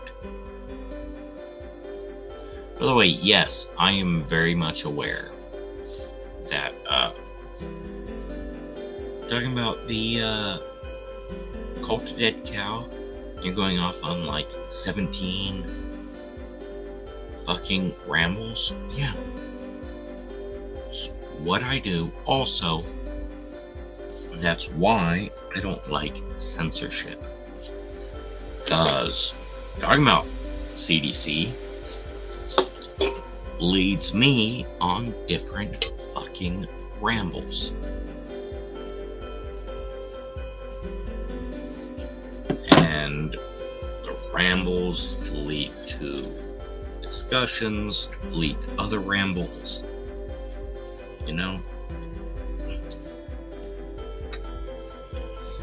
By the way, if anyone thinks I should do my etymology of the gutter again, start making those videos, felt like I should have a long time ago, but it's a lot of work, and then it just gets removed from YouTube and Twitter, and then Facebook says they can't fucking message anyone for weeks. But if you think I should actually put forth the effort, I'll put it on Rumble. I'll put it on Odyssey. I'll put it out there. But I get no fucking views on those platforms. And it's a lot of fucking work to be ignored.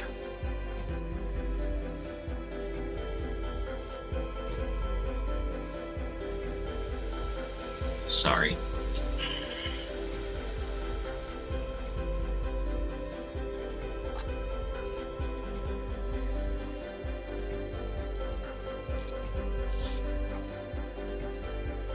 So just to show, I practice what I fucking preach.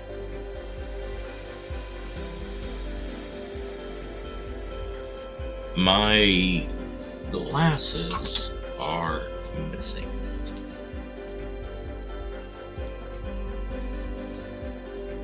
So some of you will recognize where these glasses come from. Most of you won't. That's cool. Pornography is like anything else.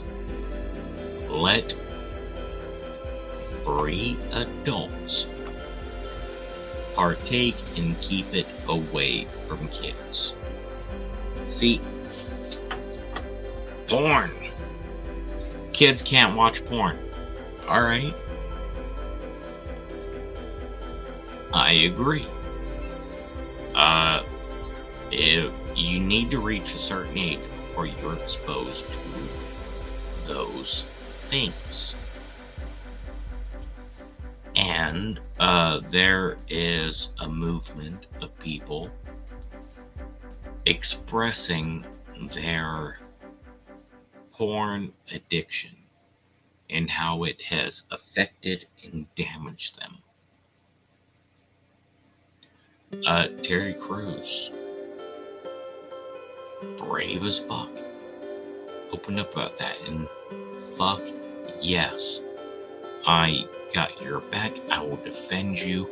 Anyone want to attack you for a porn addiction? Nah. I'll stand there beside you. But don't ban porn. Consenting adults doing whatever is cool. Let them do it. If someone else wants to watch, cool, whatever. Not gonna fucking tell someone you can't. Everyone an adult, yeah? Alright. Is it morally? Fuck morals. Laws should not be moral. Laws should be defensive. Give me a law that defends someone. I'll look at it. Give me a law to protect moral beliefs.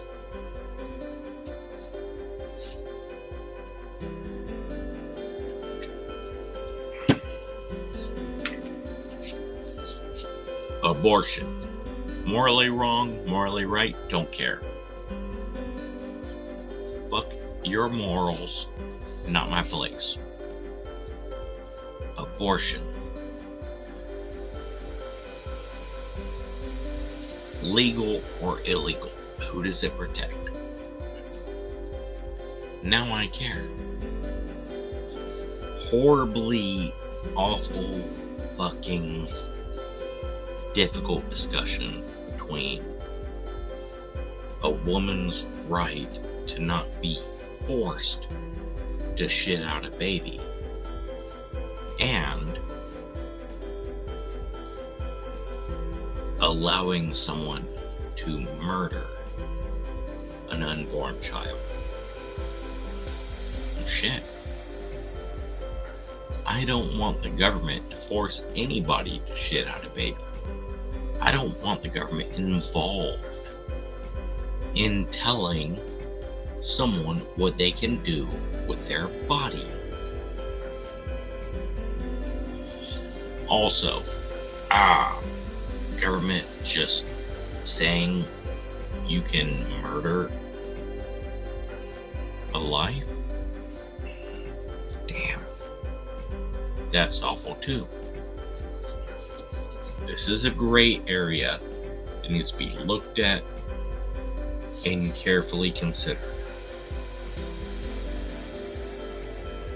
I have my stance, and people have crazy stances on both sides. But talking to realistic people who are being honest and not trying to fucking play games, I think it's an awfully difficult conversation to have.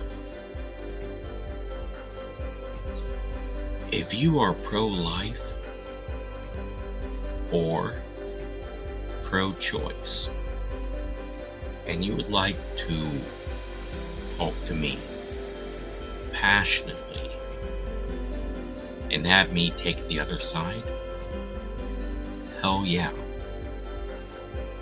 Because me, I am torn between legality and freedom, and morality and murder. I know where I stand, but I see both sides.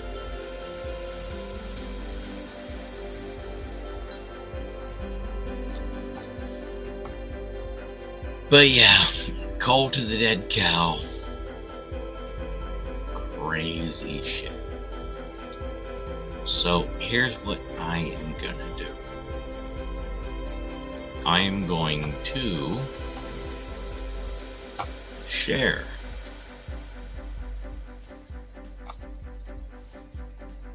the website for the CDC. And then I'm going to close out everything else and focus on this topic. Pornography. I will defend pornography every day, all day. I remember in 2004, maybe 2005, I was taking a women's studies course, right? Why? Because my advisor was like, oh, you can't just take the same subject, theater, history, sociology. Yeah, you need to branch out. Take a psychology course. Yeah, I took sociology. That should cover it. No, need to go to the Raider building. You need to cover psychology. I got sociology. Why should I go to psychology? Because you need to cover social issues. Well, I'm covering sociology. I'm taking social studies, anthropology. No, it's different. Okay. Let me look at the list. Ooh, let me take women's studies. I have a daughter. Like my daughter. I totally want her to be awesome and happy.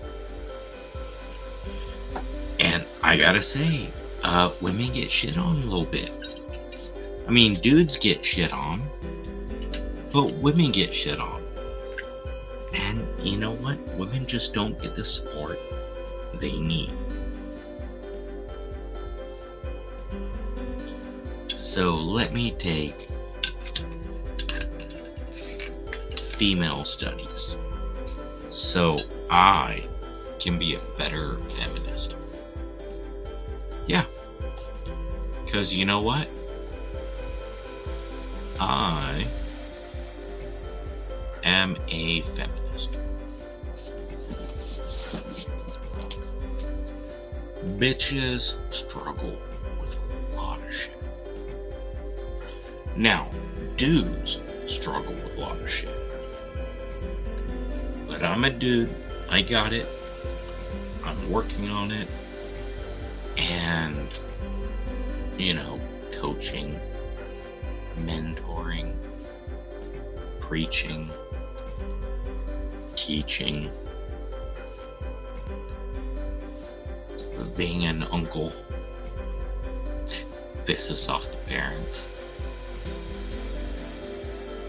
I love my brother and sister, but gotta say,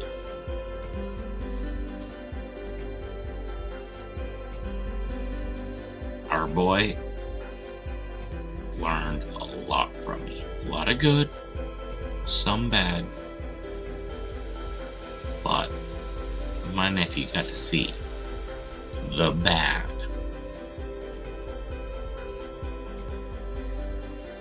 And I didn't bullshit. I didn't play. I'm like, yep. I could just go, oh, I'm a terrible monster. I'm an idiot. And that's what happened. I'm like, wait. I like this dude. I like Lamar.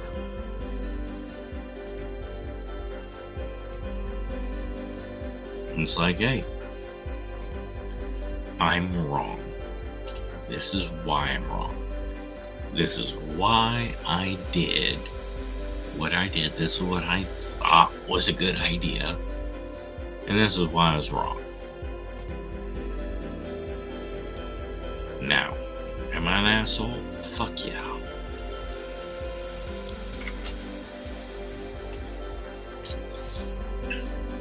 Am I an idiot?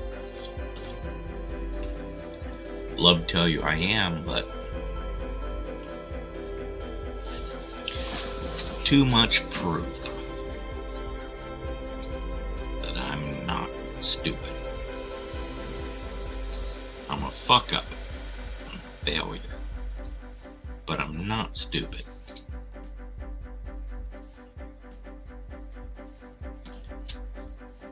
See, as soon as someone's like, oh, he's a fucking drunken, stupid, failure, idiot, nobody loves him. No one ever will. He's completely worthless. Ignore everything about him. And he's like, you know what? There's a lot of cool shit about him. I mean, yeah, he's a piece of shit for this and this, but gotta say, this and that, kind of a badass. This is why you don't fucking remove these old ass movies. If someone was like, oh, let's fucking delete Revenge of the Nerds because Lamar is he is playing into stereotypes. He's such a flaming fag. Okay. Lamar's awesome. Lamar is flaming. But he's also awesome. Is he flaming in a way that is exaggerating? Fuck yeah. But that is why. Don't worry, kid. I say kid. You're what, 4 months older than me? Don't worry, person. I ain't gonna say your name and rat you out. But this person, it was super, super, super obvious. 6th grade. This person was so gay. Right? And a little sensitive about it, and you could tell at certain times, let me be that thing I'm supposed to be. I was like, I like him. He's smart. He's way funnier than I am. He always has a witty fucking comeback. I don't care what the fuck you say. He can take your statement and turn it and go, oh, you're absolutely right. This is how it proves something negative about you. was like, fuck yeah. Dude, I like you. You're funny. You're smart. You don't know how to dress. And, your taste in music fucking sucks. But your taste in movies, gold. And then it's like, hey,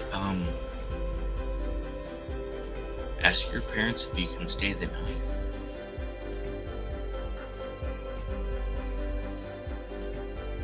That seems like a stupid statement. Obviously. Tell me when. And I have to ask them, alright, what do they need me? Do they need to meet me first?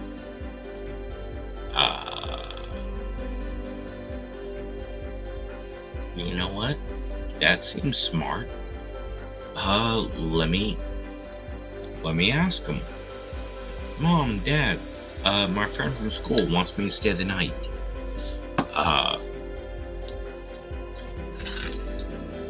He asked if you want to meet him first. Mom was like, is it a boy? Yeah. How old is he? My age? We're in the same class. Oh, okay.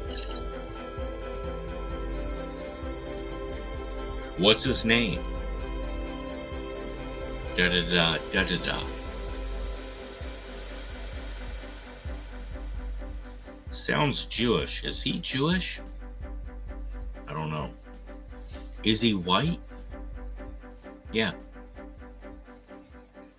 Yeah, I think he might be Jewish. Oh, okay.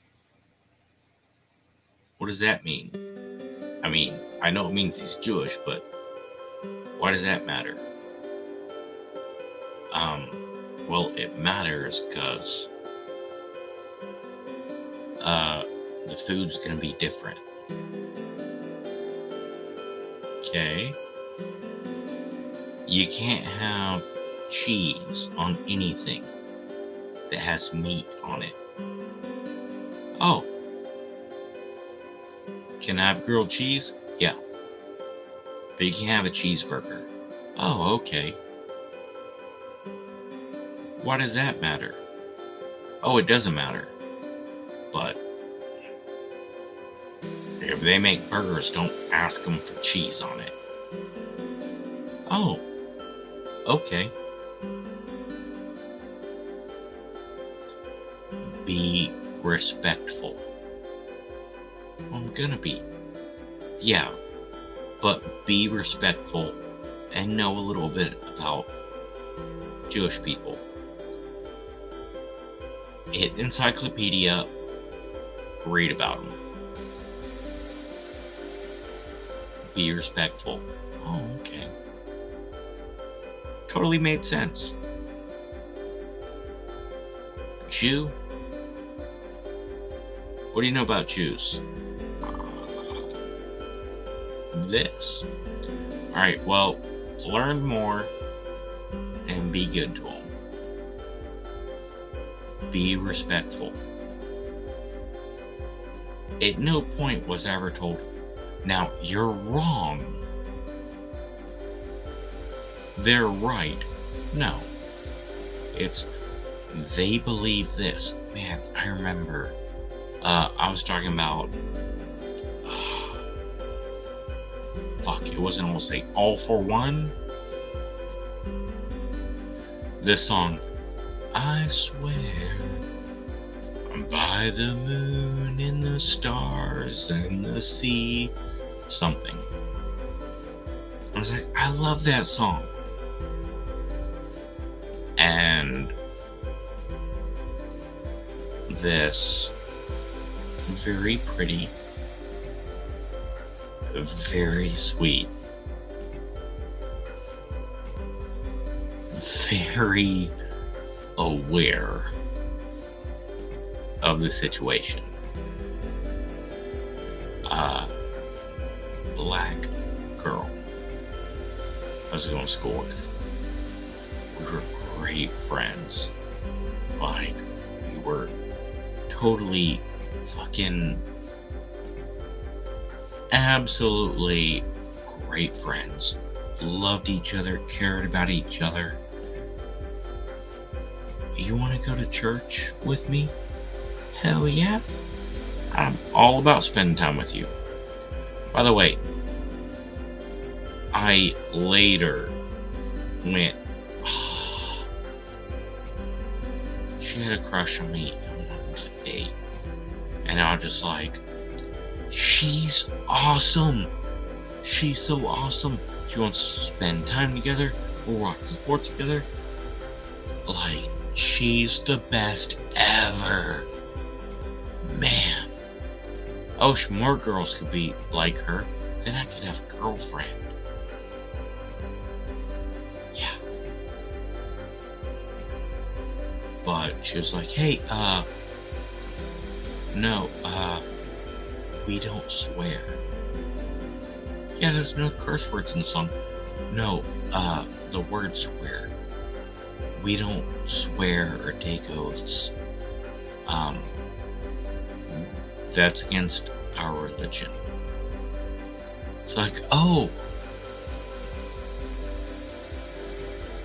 so-and-so's mom, Miss so-and-so, I am so sorry. I was not trying to offend you. Please forgive me for being ignorant of your beliefs. At no point was it, oh, I'm wrong, you're right. No, it was, I am sorry to offend you.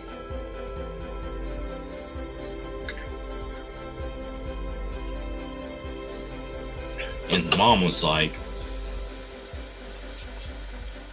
he wasn't kissing my ass. He was being honest. Well, yeah. Seem, I love this person. I want to spend time with this person. This is my fucking great friend. I'm not going to lie to their parents unless it's to protect them. And yeah, it was like, come over, spend time, and like, everything was fucking awesome. And I was like, man, I wish I could find someone. Man, if I could date a girl like her, it'd be great. Dude. She needs a boyfriend. She needs a good boy. She needs a boyfriend I respect and approve of. Let me fucking look for her a boyfriend. Maybe then she'll look for me a girlfriend. Man, I'm gonna try to find the dude that's best for her. And maybe she'll find me someone that's like her.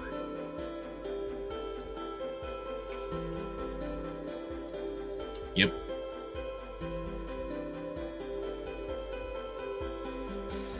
At that time, I was like, I want to fucking make sure she's got someone awesome. I want her to have someone that she likes as much as she likes me, but someone she would want to date.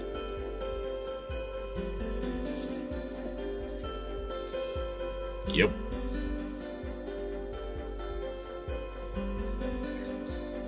I was that stupid.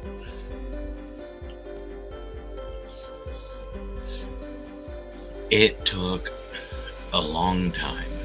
I was like in my early to mid 60s before I started going, wait a minute. She likes somebody like me. Dude. Maybe she likes me.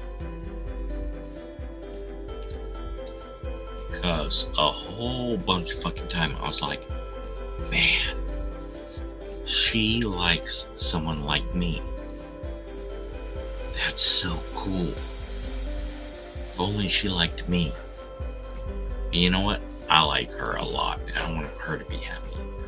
Let me find someone like me, but better, and then she could be happy.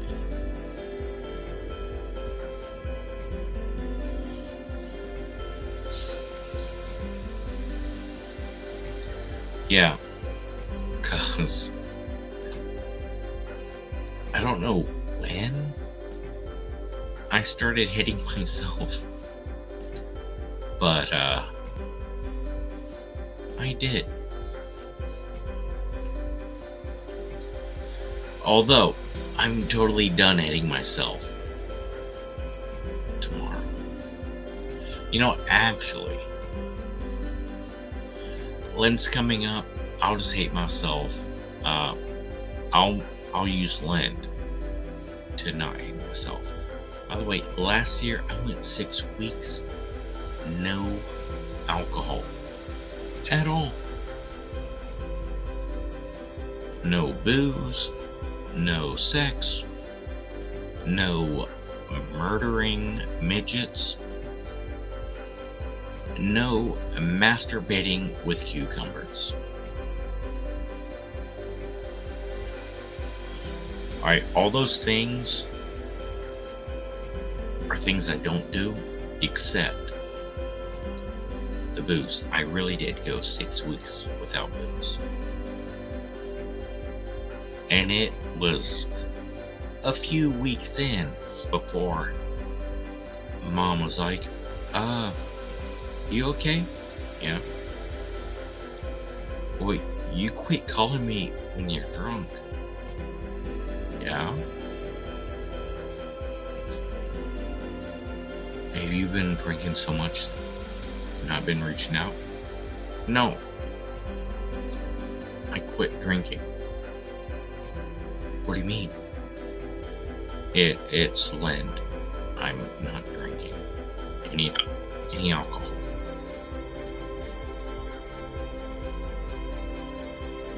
Are you okay? Yes, it's Lent. I am sacrificing something for my faith.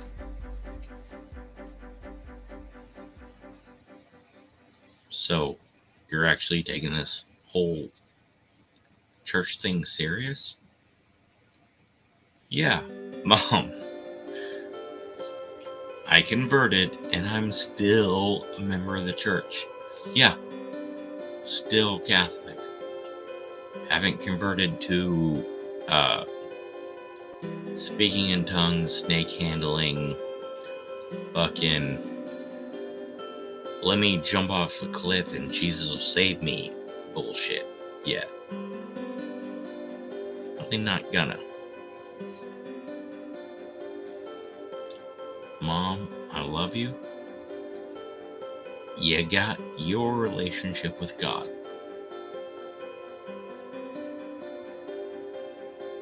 As long as your relationship with God isn't fucking with me or attacking me, then I don't care. I just want you to be happy with your connection with your God. Me, I got my thing. I am happy it fulfills me, and I don't push it on others. And I made a choice to sacrifice something big.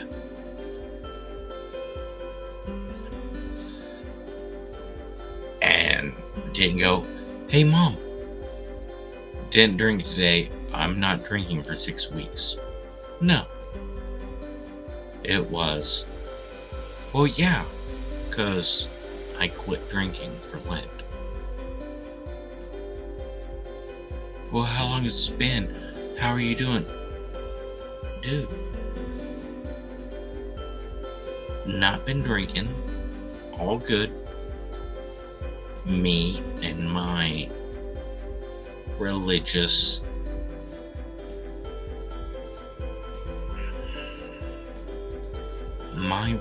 beliefs in my higher power. We're doing a thing. If it's affecting you, ask me. I'll tell you. I'm not drunk dialing mom. Yes, I know. Drunk dial your mother.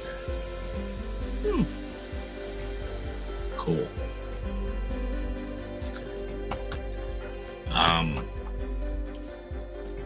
Quit doing it, so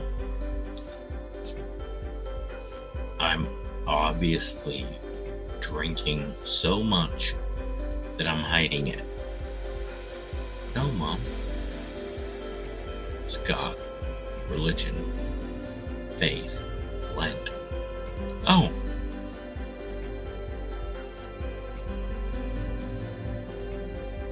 The best answer is cool.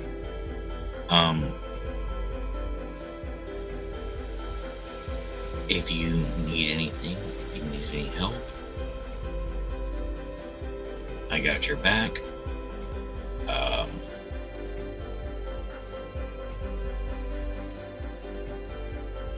I support you. But then, if I was like, hey, Mom, I know you have been, praying to God for the cancer, and you have been really scared and really worried, and you've been strong in trying to keep it been trying to keep your fears from those around you.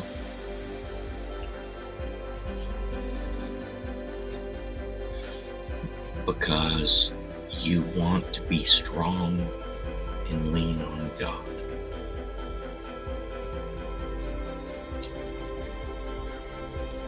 That's brave. That's beautiful. It's not wrong.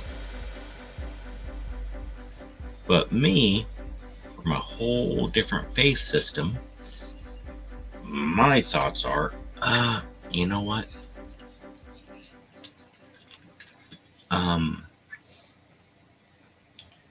My faith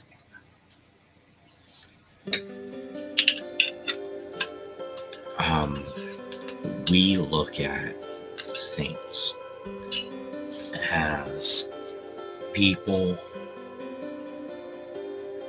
that have done things to inspire you, and inspire me, and their life lessons.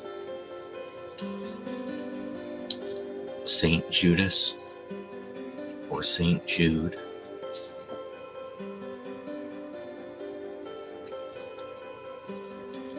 is a huge inspiration. And what he did, what he went through, I have always found as an apt story to tell when it pertains to cancer.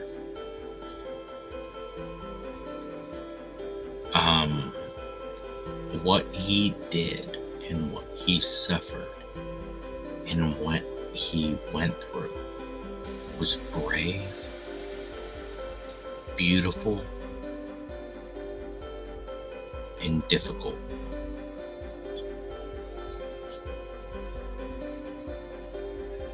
And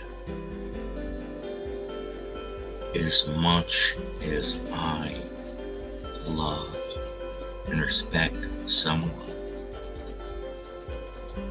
Daisy, what are you scratching?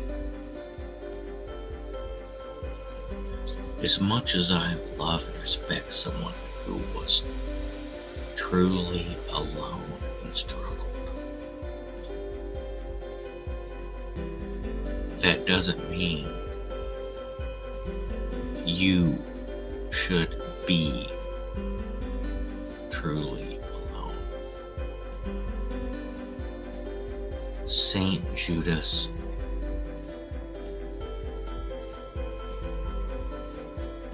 lost Jesus. Jesus was crucified and murdered. And Saint Judas wanted to prove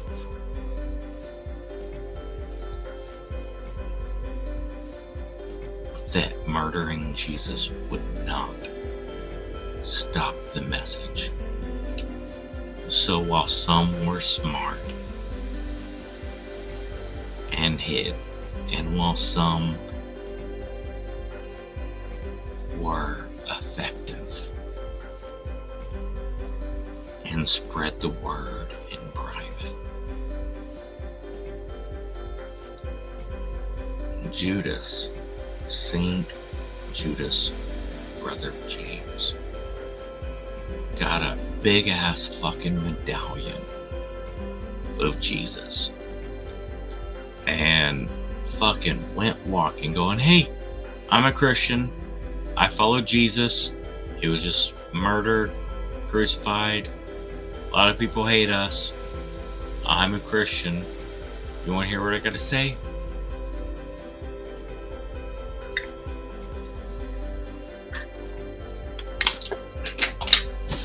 Stubborn fucking idiot.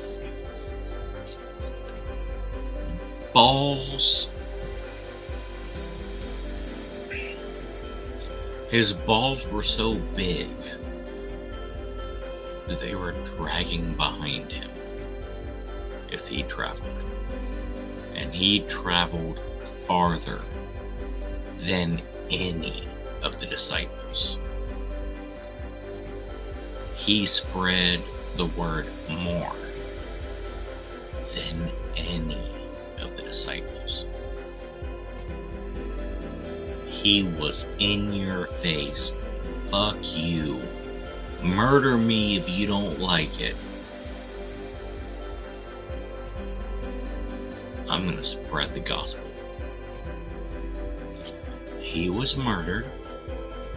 He was bludgeoned and beaten. Painful death. He coulda, woulda, shoulda done so much, but he would just, hey, guess what? I respect it. I love it.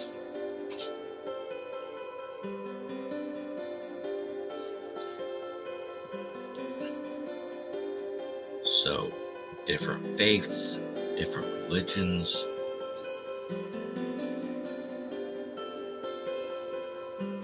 I burned a St. Jude candle for my mother, who hates Catholics.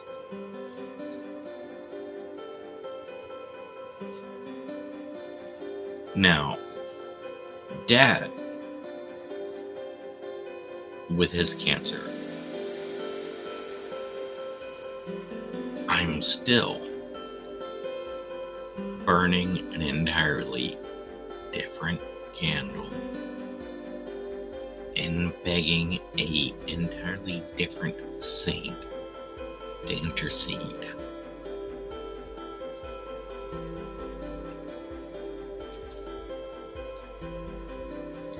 But I won't share that.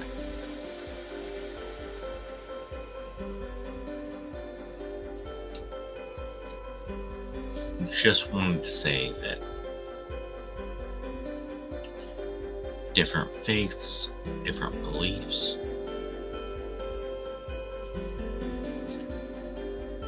I was raised. Sometimes, actually, most of the time, I'm pretty sure that my fucking parents raised me to be a free thinker so that I would be like they were. Fucking, I will do what I think is right, and I won't let anyone with authority force me to change my views. And they fucking did it.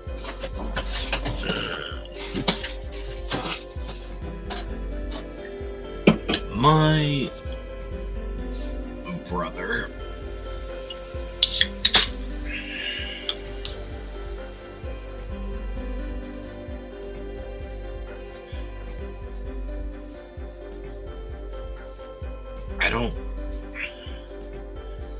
I don't know how proud he is of where he's gotten.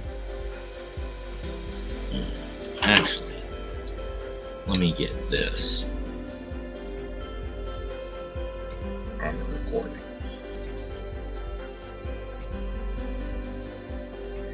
Yes, I know. Cheap and shitty.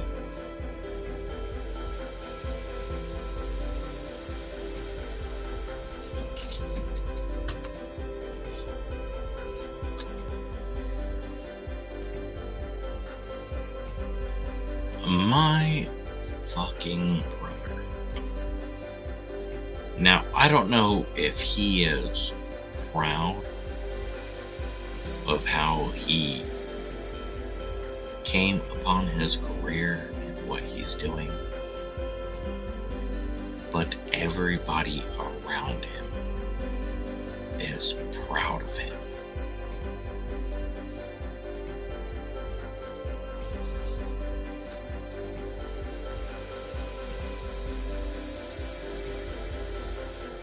I mean, this motherfucker had so much shit that I was jealous of. And he had way more shit that he was jealous of because I'm fucking awesome. Except for the part where I'm a total failure and fuck up, right?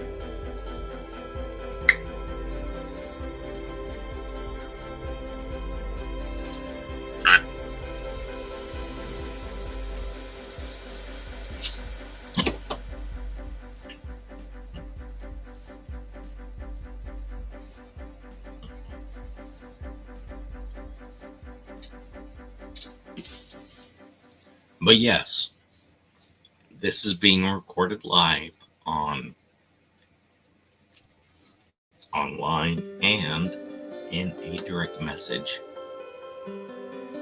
to some asshole fucking officer of the law brother of mine. By the way, it was your anniversary.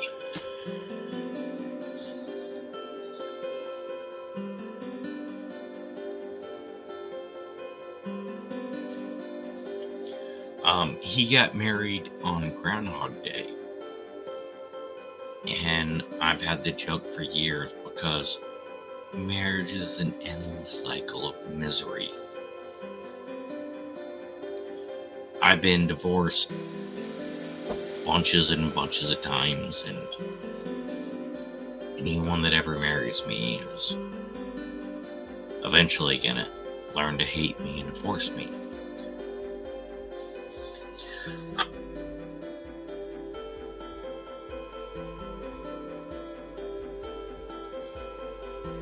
But this prick married one bitch, stayed married to that bitch for decades. So, yeah. Let's all shit on each other and insult each other.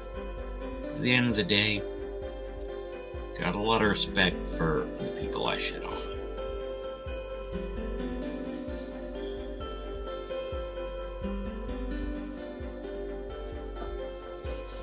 Alright.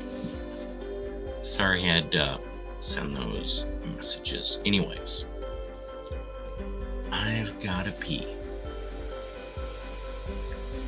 And I gotta hit up. Alright, I gotta find my phone and then hit up Alan. But you have a good night.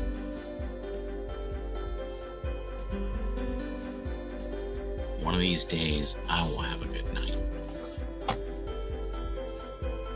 But you have a good night now.